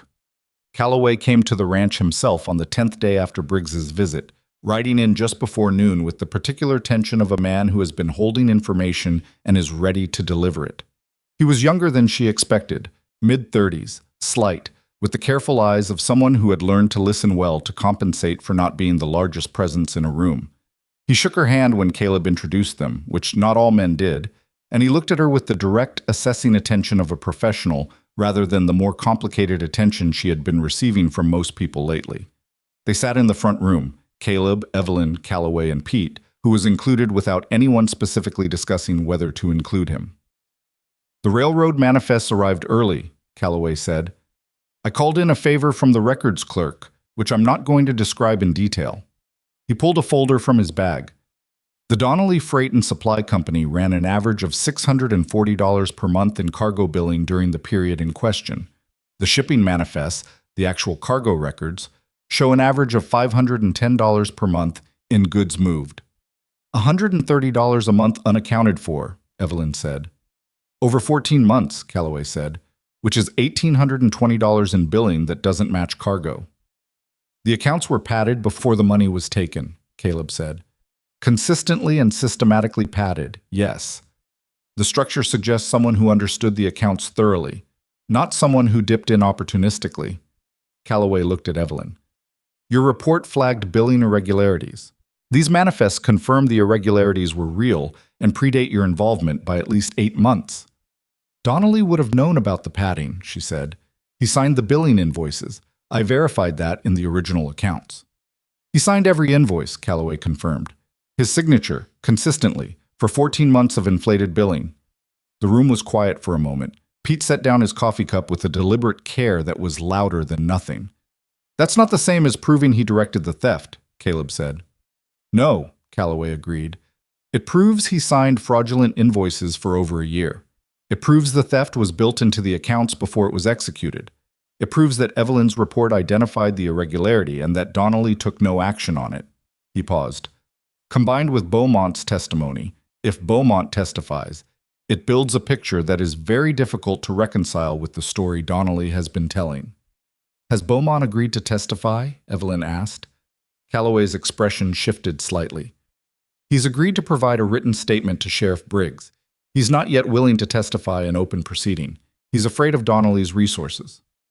A written statement isn't testimony, she said. No.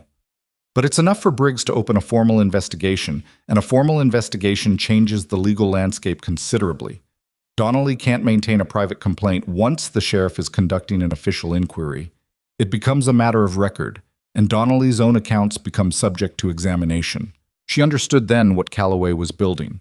Not a dramatic single revelation, but a series of positions, each one making the next more possible, narrowing the space in which Donnelly could operate until the options available to him were the truth or something indistinguishable from it. There's a problem, she said. All 3 men looked at her. Donnelly has had 10 days. He's not idle. She looked at Calloway. Has he made any contact with Beaumont? Calloway's careful eyes went carefully still. What makes you ask that? Because Donnelly knew Beaumont left his employ under circumstances that would be problematic if examined. If Donnelly is thorough, and he is thorough, his correspondence alone makes that clear. He would have identified Beaumont as a risk the moment he decided to pursue this. 10 days is enough time to make contact and make offers. Calloway opened his folder again and extracted a second document. He set it on the table without speaking. It was a letter, dated 3 days prior, from Beaumont to Calloway. She read it quickly. Beaumont had been approached by one of Donnelly's men. He had been offered money, a significant amount, more than a year's wages at the grain exchange, to withdraw his statement and leave Harmon City. He had not accepted, but he had written to Calloway to say that the offer existed and that his willingness to proceed was now conditional on some form of legal protection, which Calloway had so far been unable to guarantee. He's being bought out, Pete said.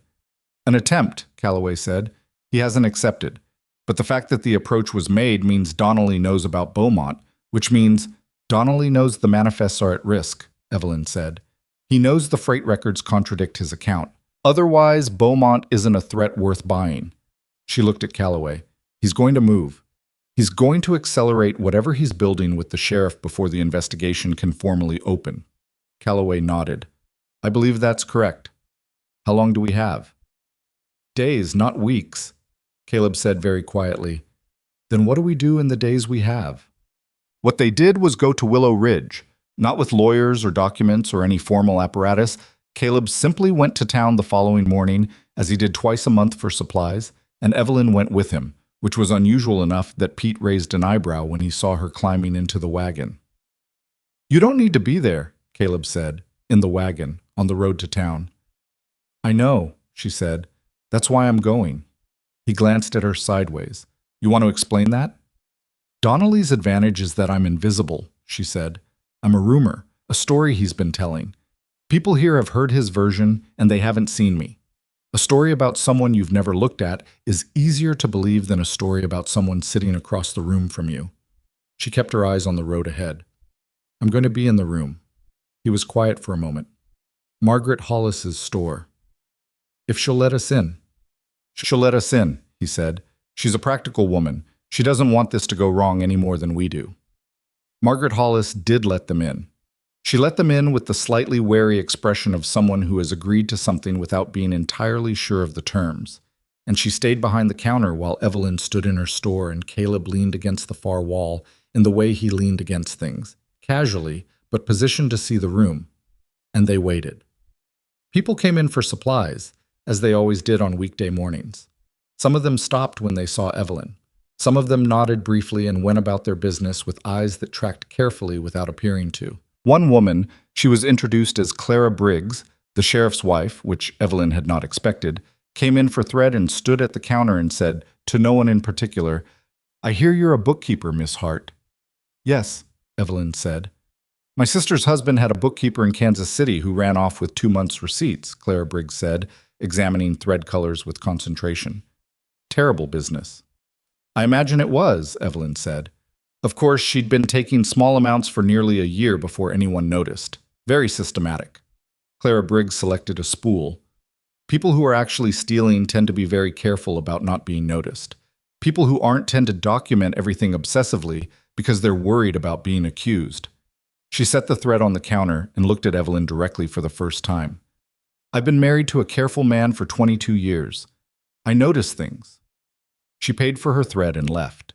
Margaret Hollis watched this exchange with an expression that had shifted perceptibly from wary to thoughtful.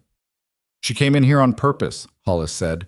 "Clara Briggs does not need thread on a Tuesday morning. I've known her for 15 years. "No," Evelyn agreed. "I don't imagine she did." Henry Pratt came in late morning.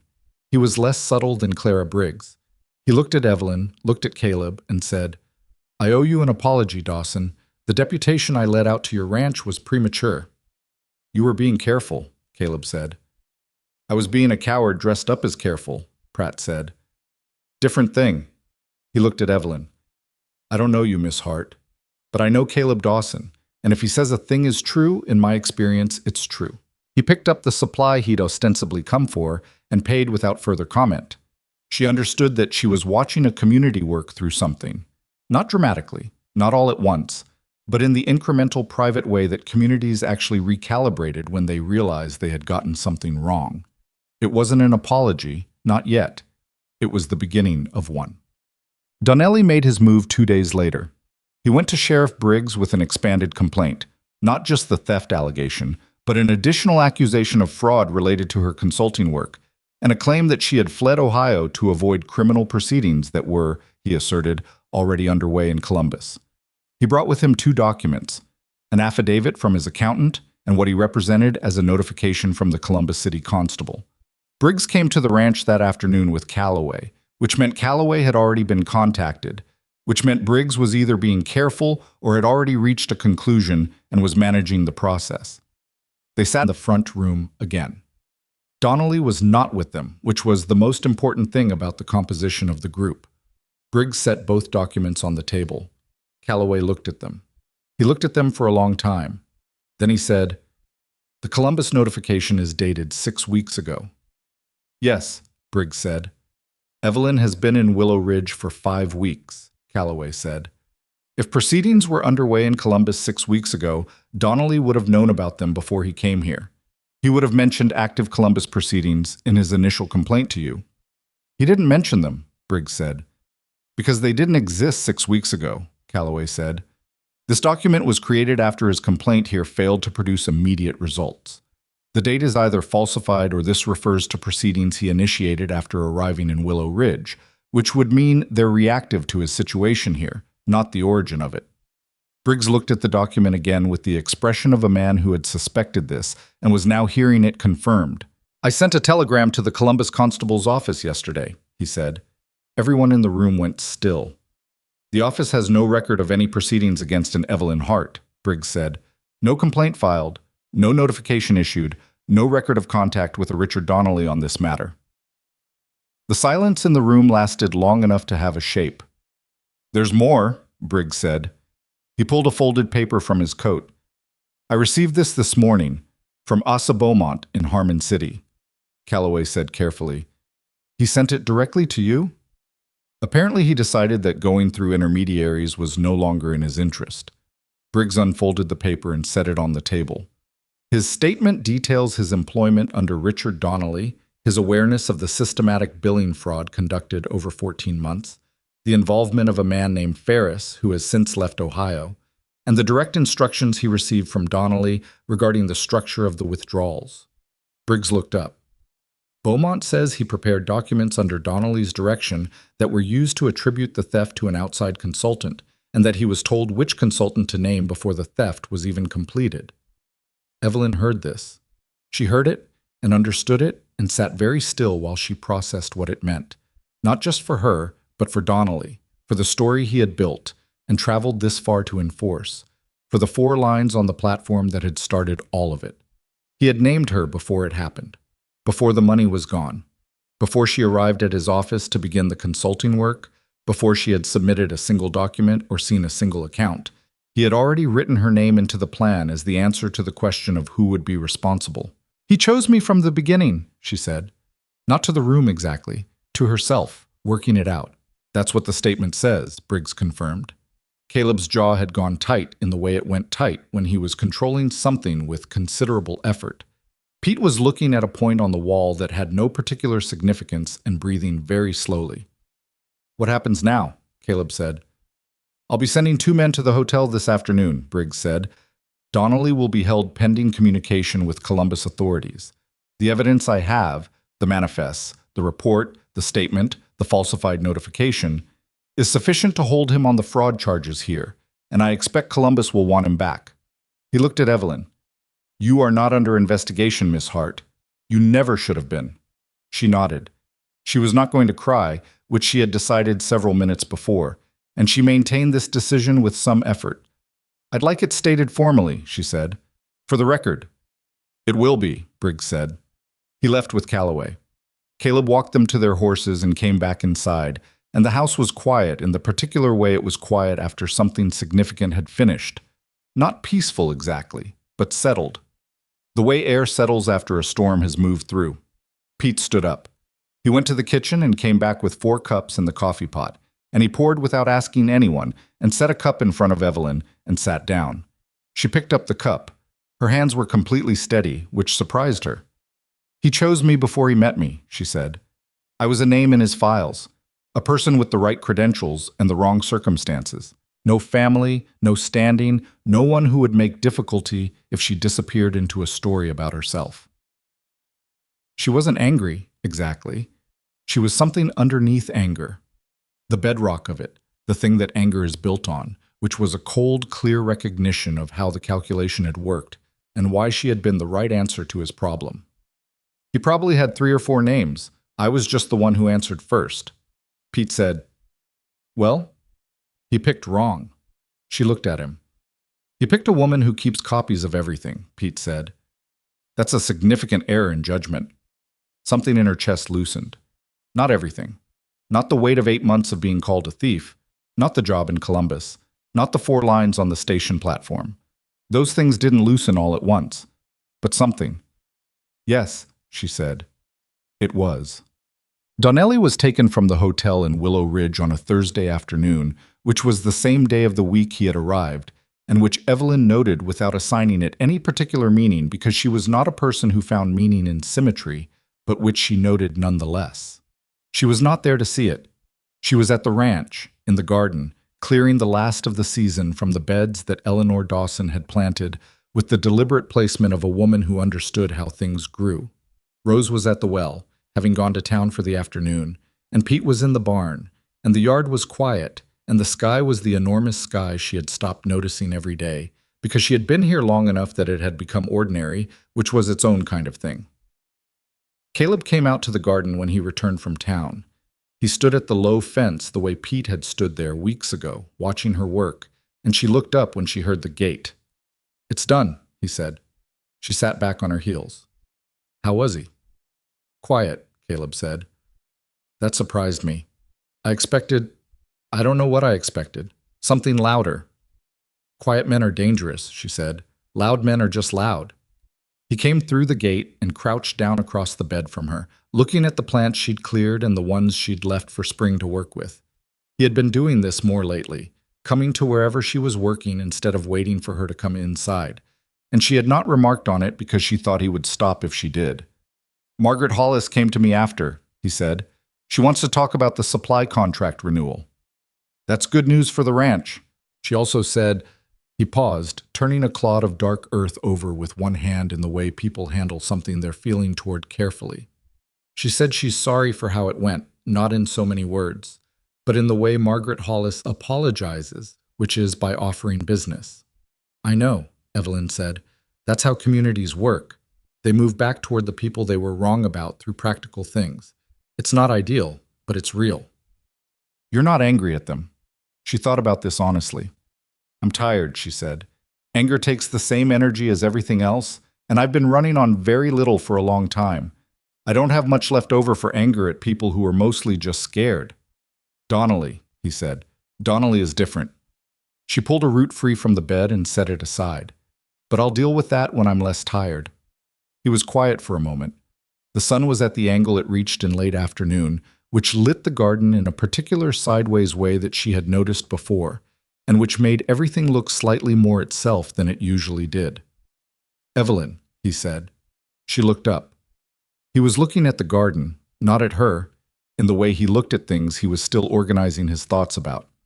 "When Calloway first told me what Beaumont had said, that Donnelly had your name written into the plan before he'd ever met you, I kept thinking about the train, about Rose finding you on the platform."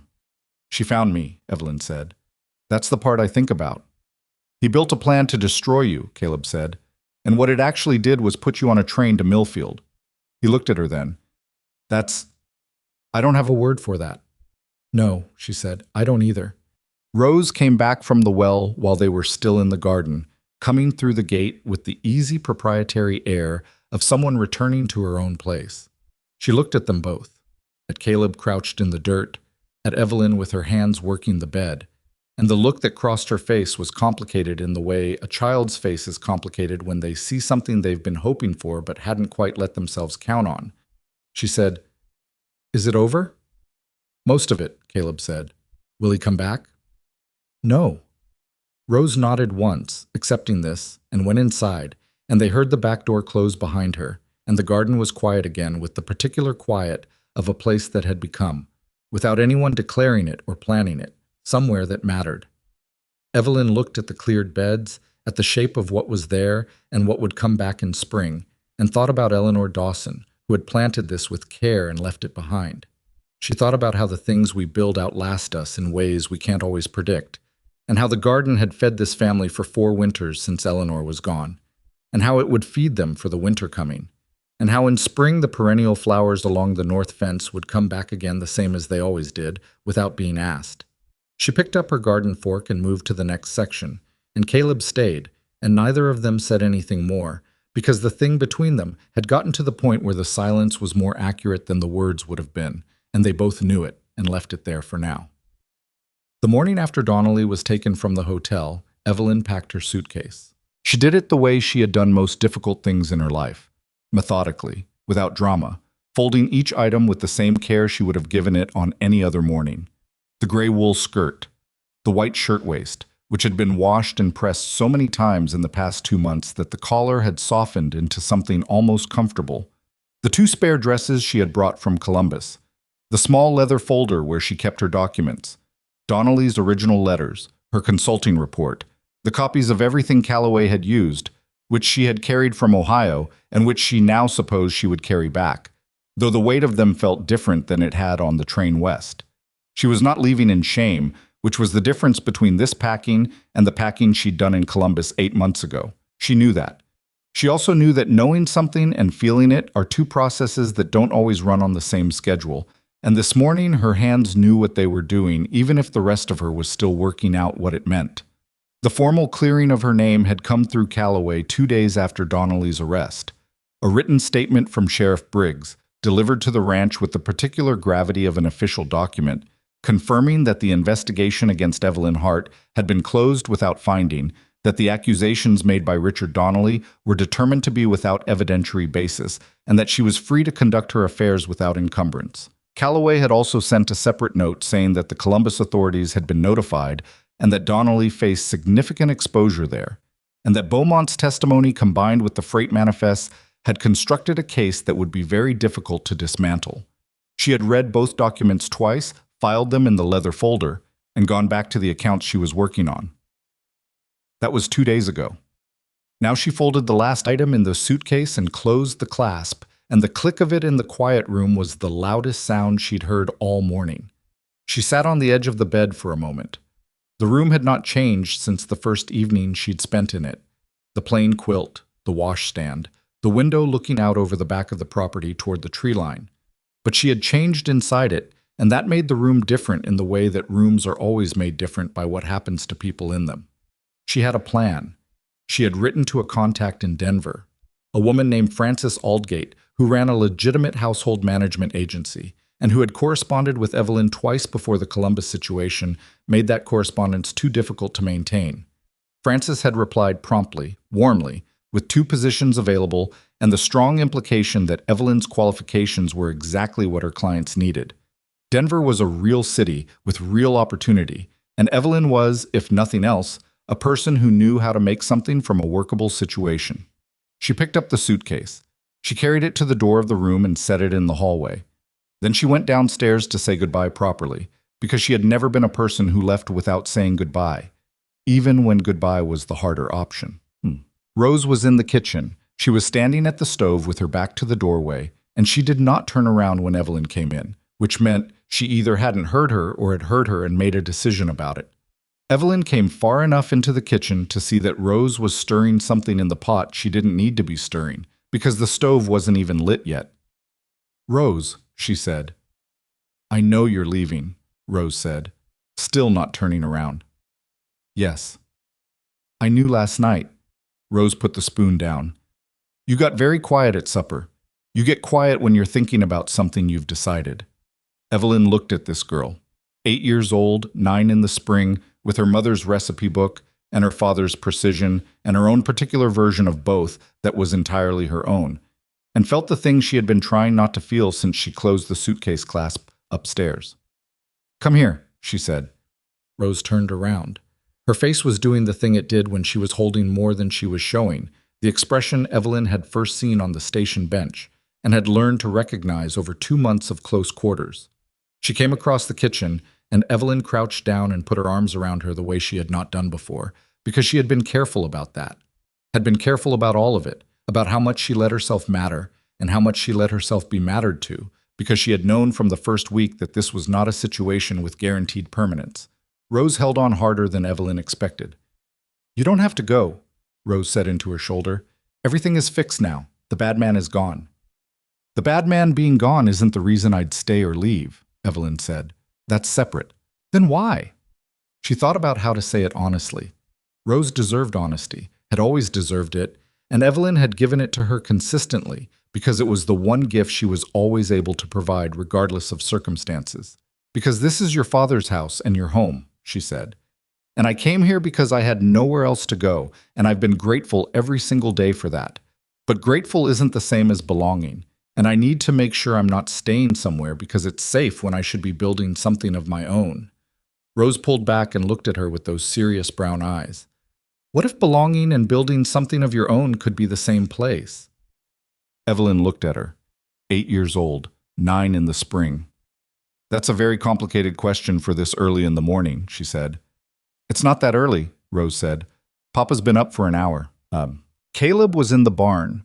She found him there because that was where he went when he was thinking about something he hadn't finished working out yet, which she had figured out approximately 3 weeks into her time at the ranch.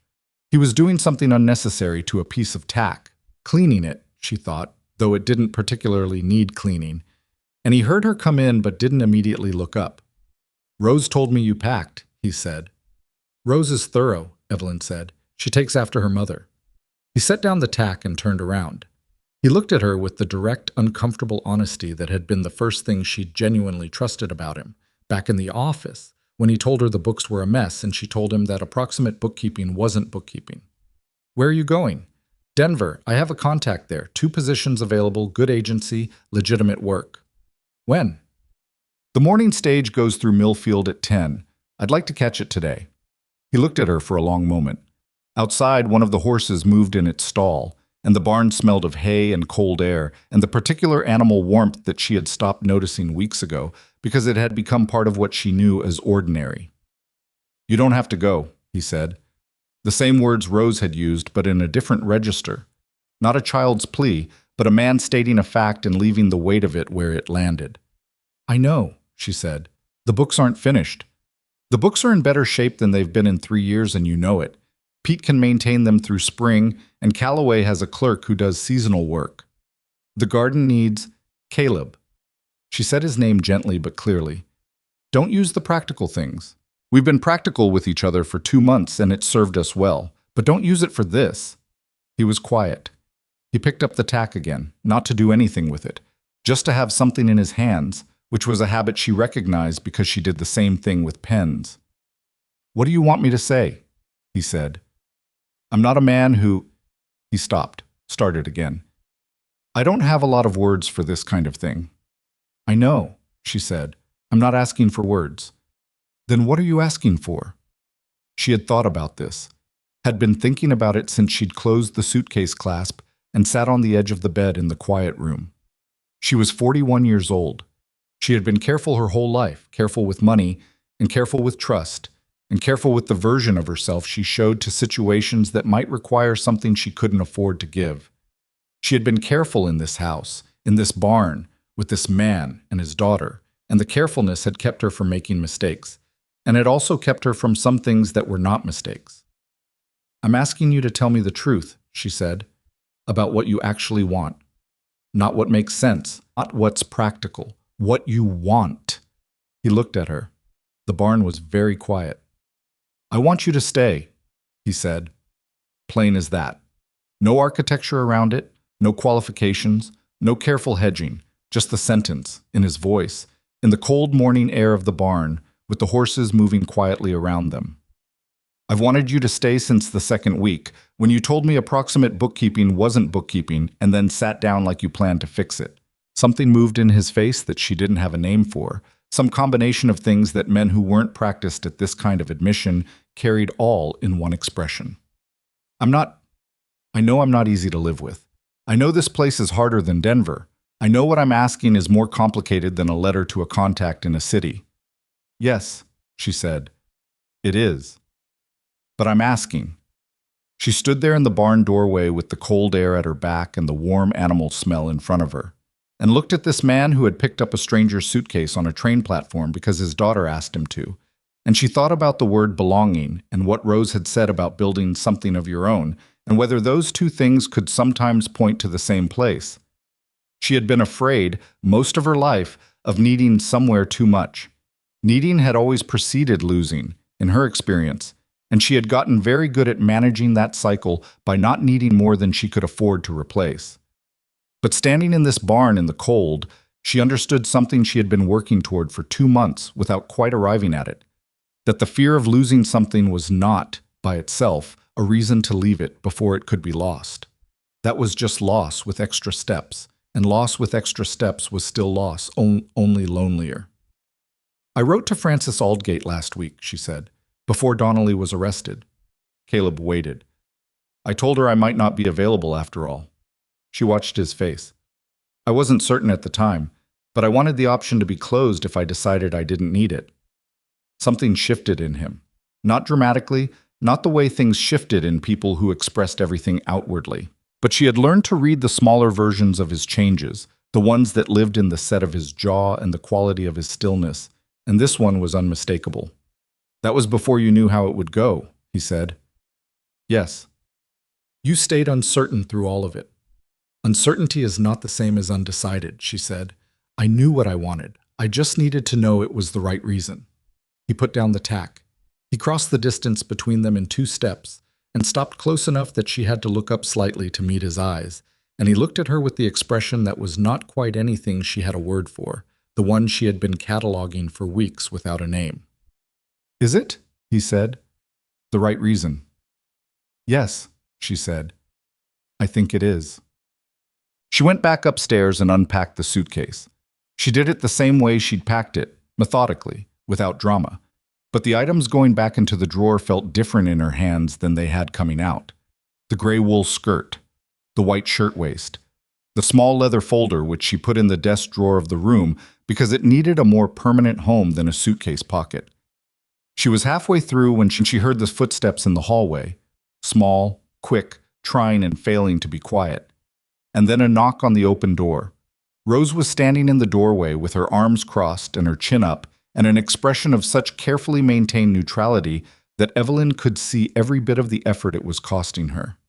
"Your suitcase is on the bed," Rose said. "I'm unpacking it," Evelyn said. Rose looked at the items on the bed, then at the drawer, then at Evelyn. The neutrality began to fail around the edges. "Are you staying?" she said. "Yes."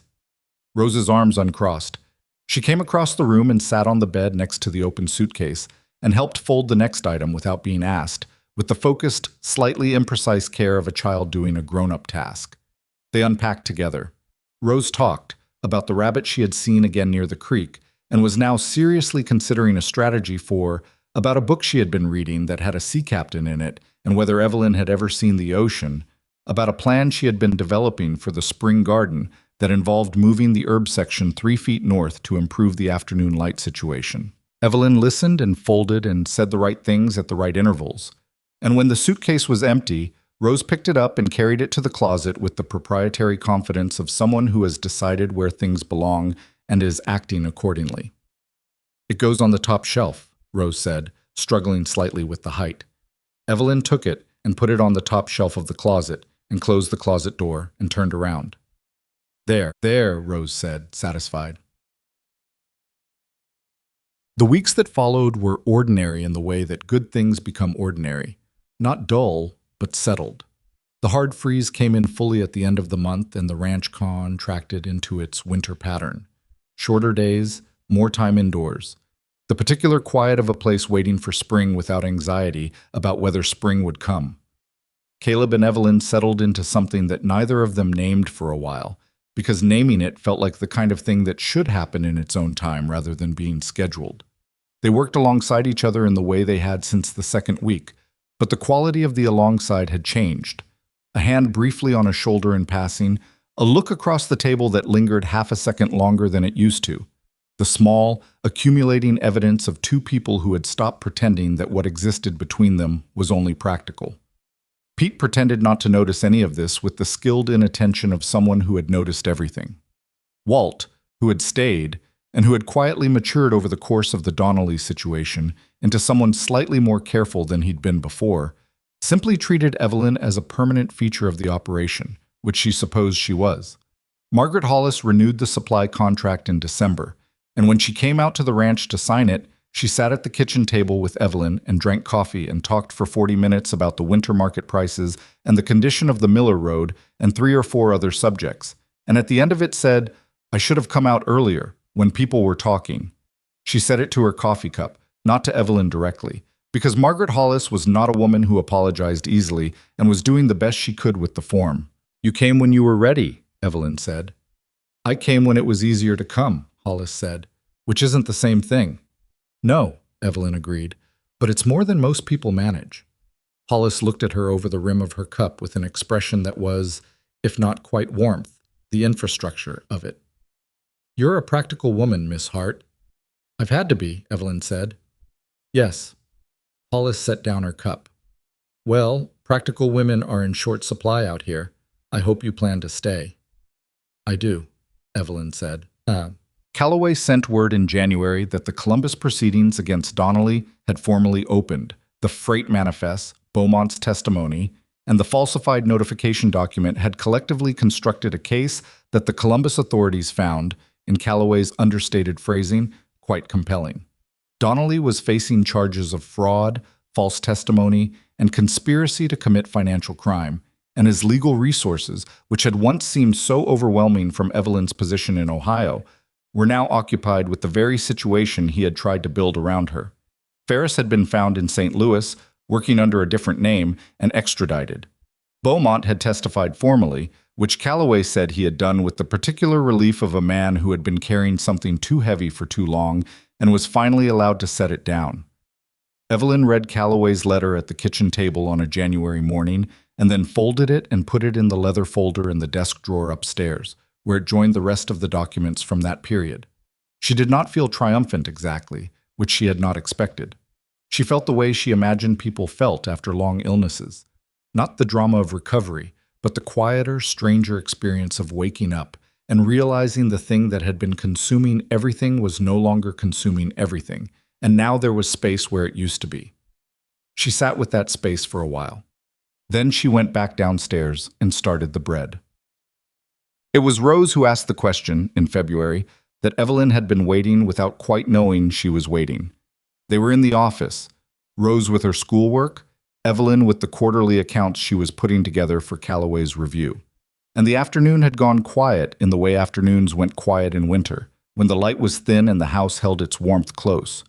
Rose had been reading for a while without speaking, which was unusual enough that Evelyn had been peripherally aware of it. "Are you going to marry my papa?" Rose said. Evelyn set down her pen. She looked at Rose, who was looking at her book with the carefully blank expression that meant she was very invested in the answer and was protecting herself from whatever it was. "Why are you asking that?" Evelyn said. "Because I want to know." Rose turned a page.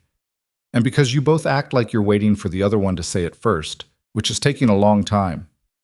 "Rose, it's true." She looked up. The blank expression had given way to the direct one. "My papa is happy. He's more tired than he used to be. You said that wasn't depreciation, it was accumulating things. But he's happy in a different way than before. Like there's something he's not worried about losing anymore." Evelyn looked at this girl who saw so much and processed it so quietly, and said what she observed without the social filtration that adults spent years developing, and thought, not for the first time, that Rose Dawson was going to be a remarkable person, and that she had not played a small part in that, and that this mattered to her in a way she couldn't have anticipated on a train platform in Ohio. "I don't know yet," she said, honestly. "It's something your father and I are still figuring out. But you want to," Rose said. Evelyn looked at her for a long moment. "Yes," she said. "I want to." Rose nodded, satisfied, and went back to her book. "Good," she said. "Because I already decided you should. A long time ago, actually." "When?" Rose considered.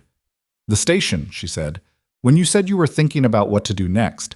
Most people who are sad pretend they're fine. You just said what was true. I thought you were probably a person who did that most of the time." She turned another page. "I was right." Evelyn looked at the accounts on the desk in front of her and outside the window at the winter light on the property. The barn, the corral, the fence line that had been repaired in the fall, the garden beds under their layer of frost, waiting for spring to tell them what to do next.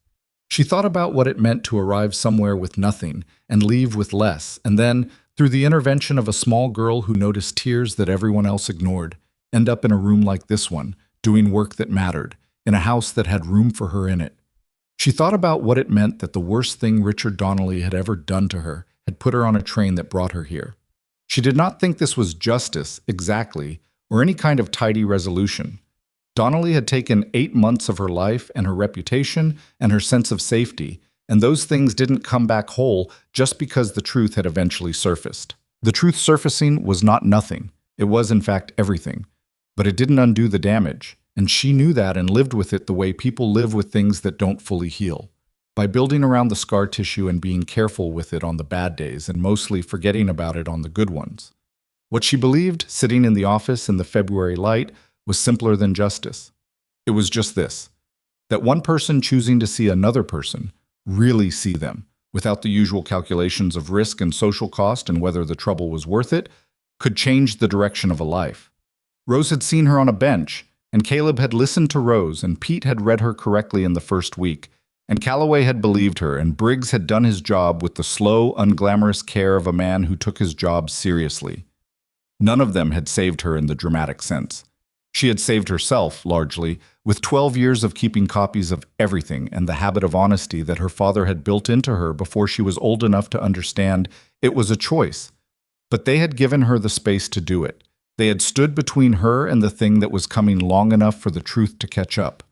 That was what people could do for each other when they decided to. Not everything, not always enough, but sometimes exactly the right amount. Caleb asked her in March, in the garden. Not with ceremony. There was no ceremony to it, no orchestrated moment, which was exactly right. He came out to where she was working the soil for spring planting, and he stood at the fence the way Pete had stood that first autumn day. And after a moment he came through the gate and crouched down across the bed from her, and he said, "I've been thinking about what we're doing." "What are we doing?" she said, still working. "I think you know." She looked up. I was looking at her with the expression she had finally named for herself sometime in January. It was just openness, that was all. The look of a man who had stopped keeping himself at a distance from something and had accepted that the distance had been the harder thing. "Ask me properly," she said. He sat back on his heels and looked at her with something that might, on a less contained man, have been amusement. "You want me to make a production of it?" "I want you to say what you mean." He was quiet for a moment, then, "Evelyn Hart, I'd like you to stay here. Not as a bookkeeper, not as a guest. As mine, if you'll have it. I don't have a speech. I'm not going to have one." He looked at her with that direct, uncomfortable honesty she had loved from the beginning. "But I mean it completely." She had the mud on her hands and the cold soil smell around her and the mountains visible above the fence line in the early March light. And she looked at this man who was not easy and not smooth and not anything other than entirely real, and she said, "Yes." He nodded. Like she'd answered a question he'd been working out for a while, and the answer confirmed what he'd thought. Then he picked up the garden fork she'd set down and moved to the next section of the bed, and they worked together in the cold morning quiet without saying anything more, because they were both people who understood that sometimes the important thing had been said, and the rest was just the living of it. The wedding was in April, when the perennial flowers along Eleanor Dawson's north fence were coming back for the 5th year, red and yellow, and the particular stubborn purple of something that intended to return regardless of what the winter had thought about it. It was small. Pete stood up with Caleb, which nobody had to ask him to do. Rose wore her good dress and carried flowers she had picked herself with the focused seriousness of someone performing an important function. Margaret Hollis and Henry Pratt came. Clara Briggs came, which Evelyn had not expected and which moved her more than most things that day. Tom Aldrich and his wife. A few others from town who had, in the way that communities moved, found their way back toward something warmer after the cold months.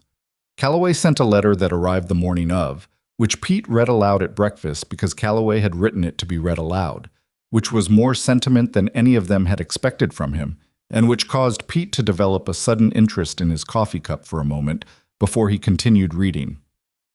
Evelyn stood in the April light in Eleanor Dawson's garden and married Caleb Dawson without ceremony and with complete intention, and Rose held the flowers with appropriate gravity, and Pete shook Caleb's hand afterward with the expression of a man who had been waiting for this particular outcome for some time and was choosing not to say so.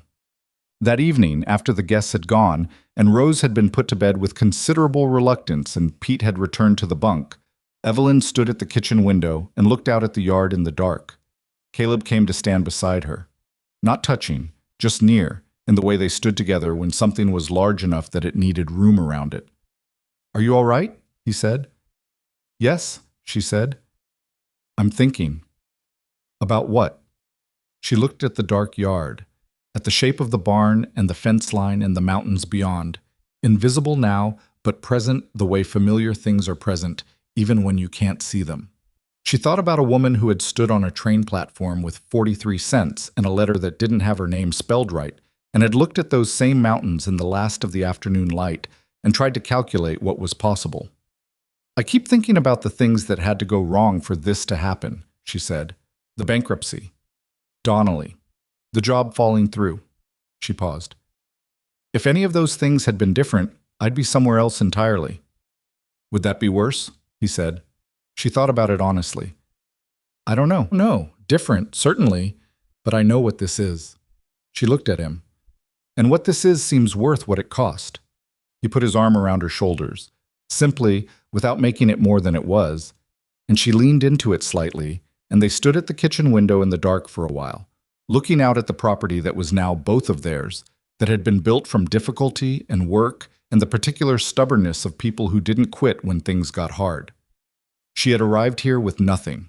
She had been accused of things she didn't do, by a man who had chosen her name before he knew her face, and she had stood in front of all of it and held her ground because she had kept copies of everything.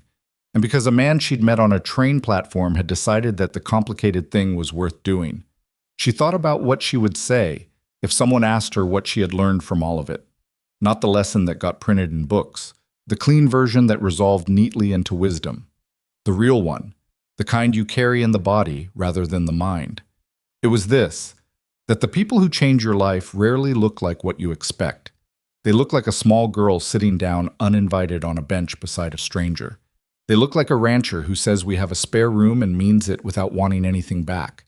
They look like an old man who works in silence and tells you the truth when you need it and stays when staying is the harder choice. And they look like yourself, on a bad day, choosing to keep the copies of everything. Not because you think you'll need them, but because you were trained to, and because honesty is the only tool you've ever had that works all the way down. The woman who had stood on the Millfield platform with 43 cents and believed her future might end there was not a different person than the woman standing at this window now. She was the same person, with more behind her and more in front of her, and the in-between had cost her things she would never fully recover, and given her things she hadn't known how to want. That was not a tragedy. That was just a life. And it was, in every way that mattered, entirely hers.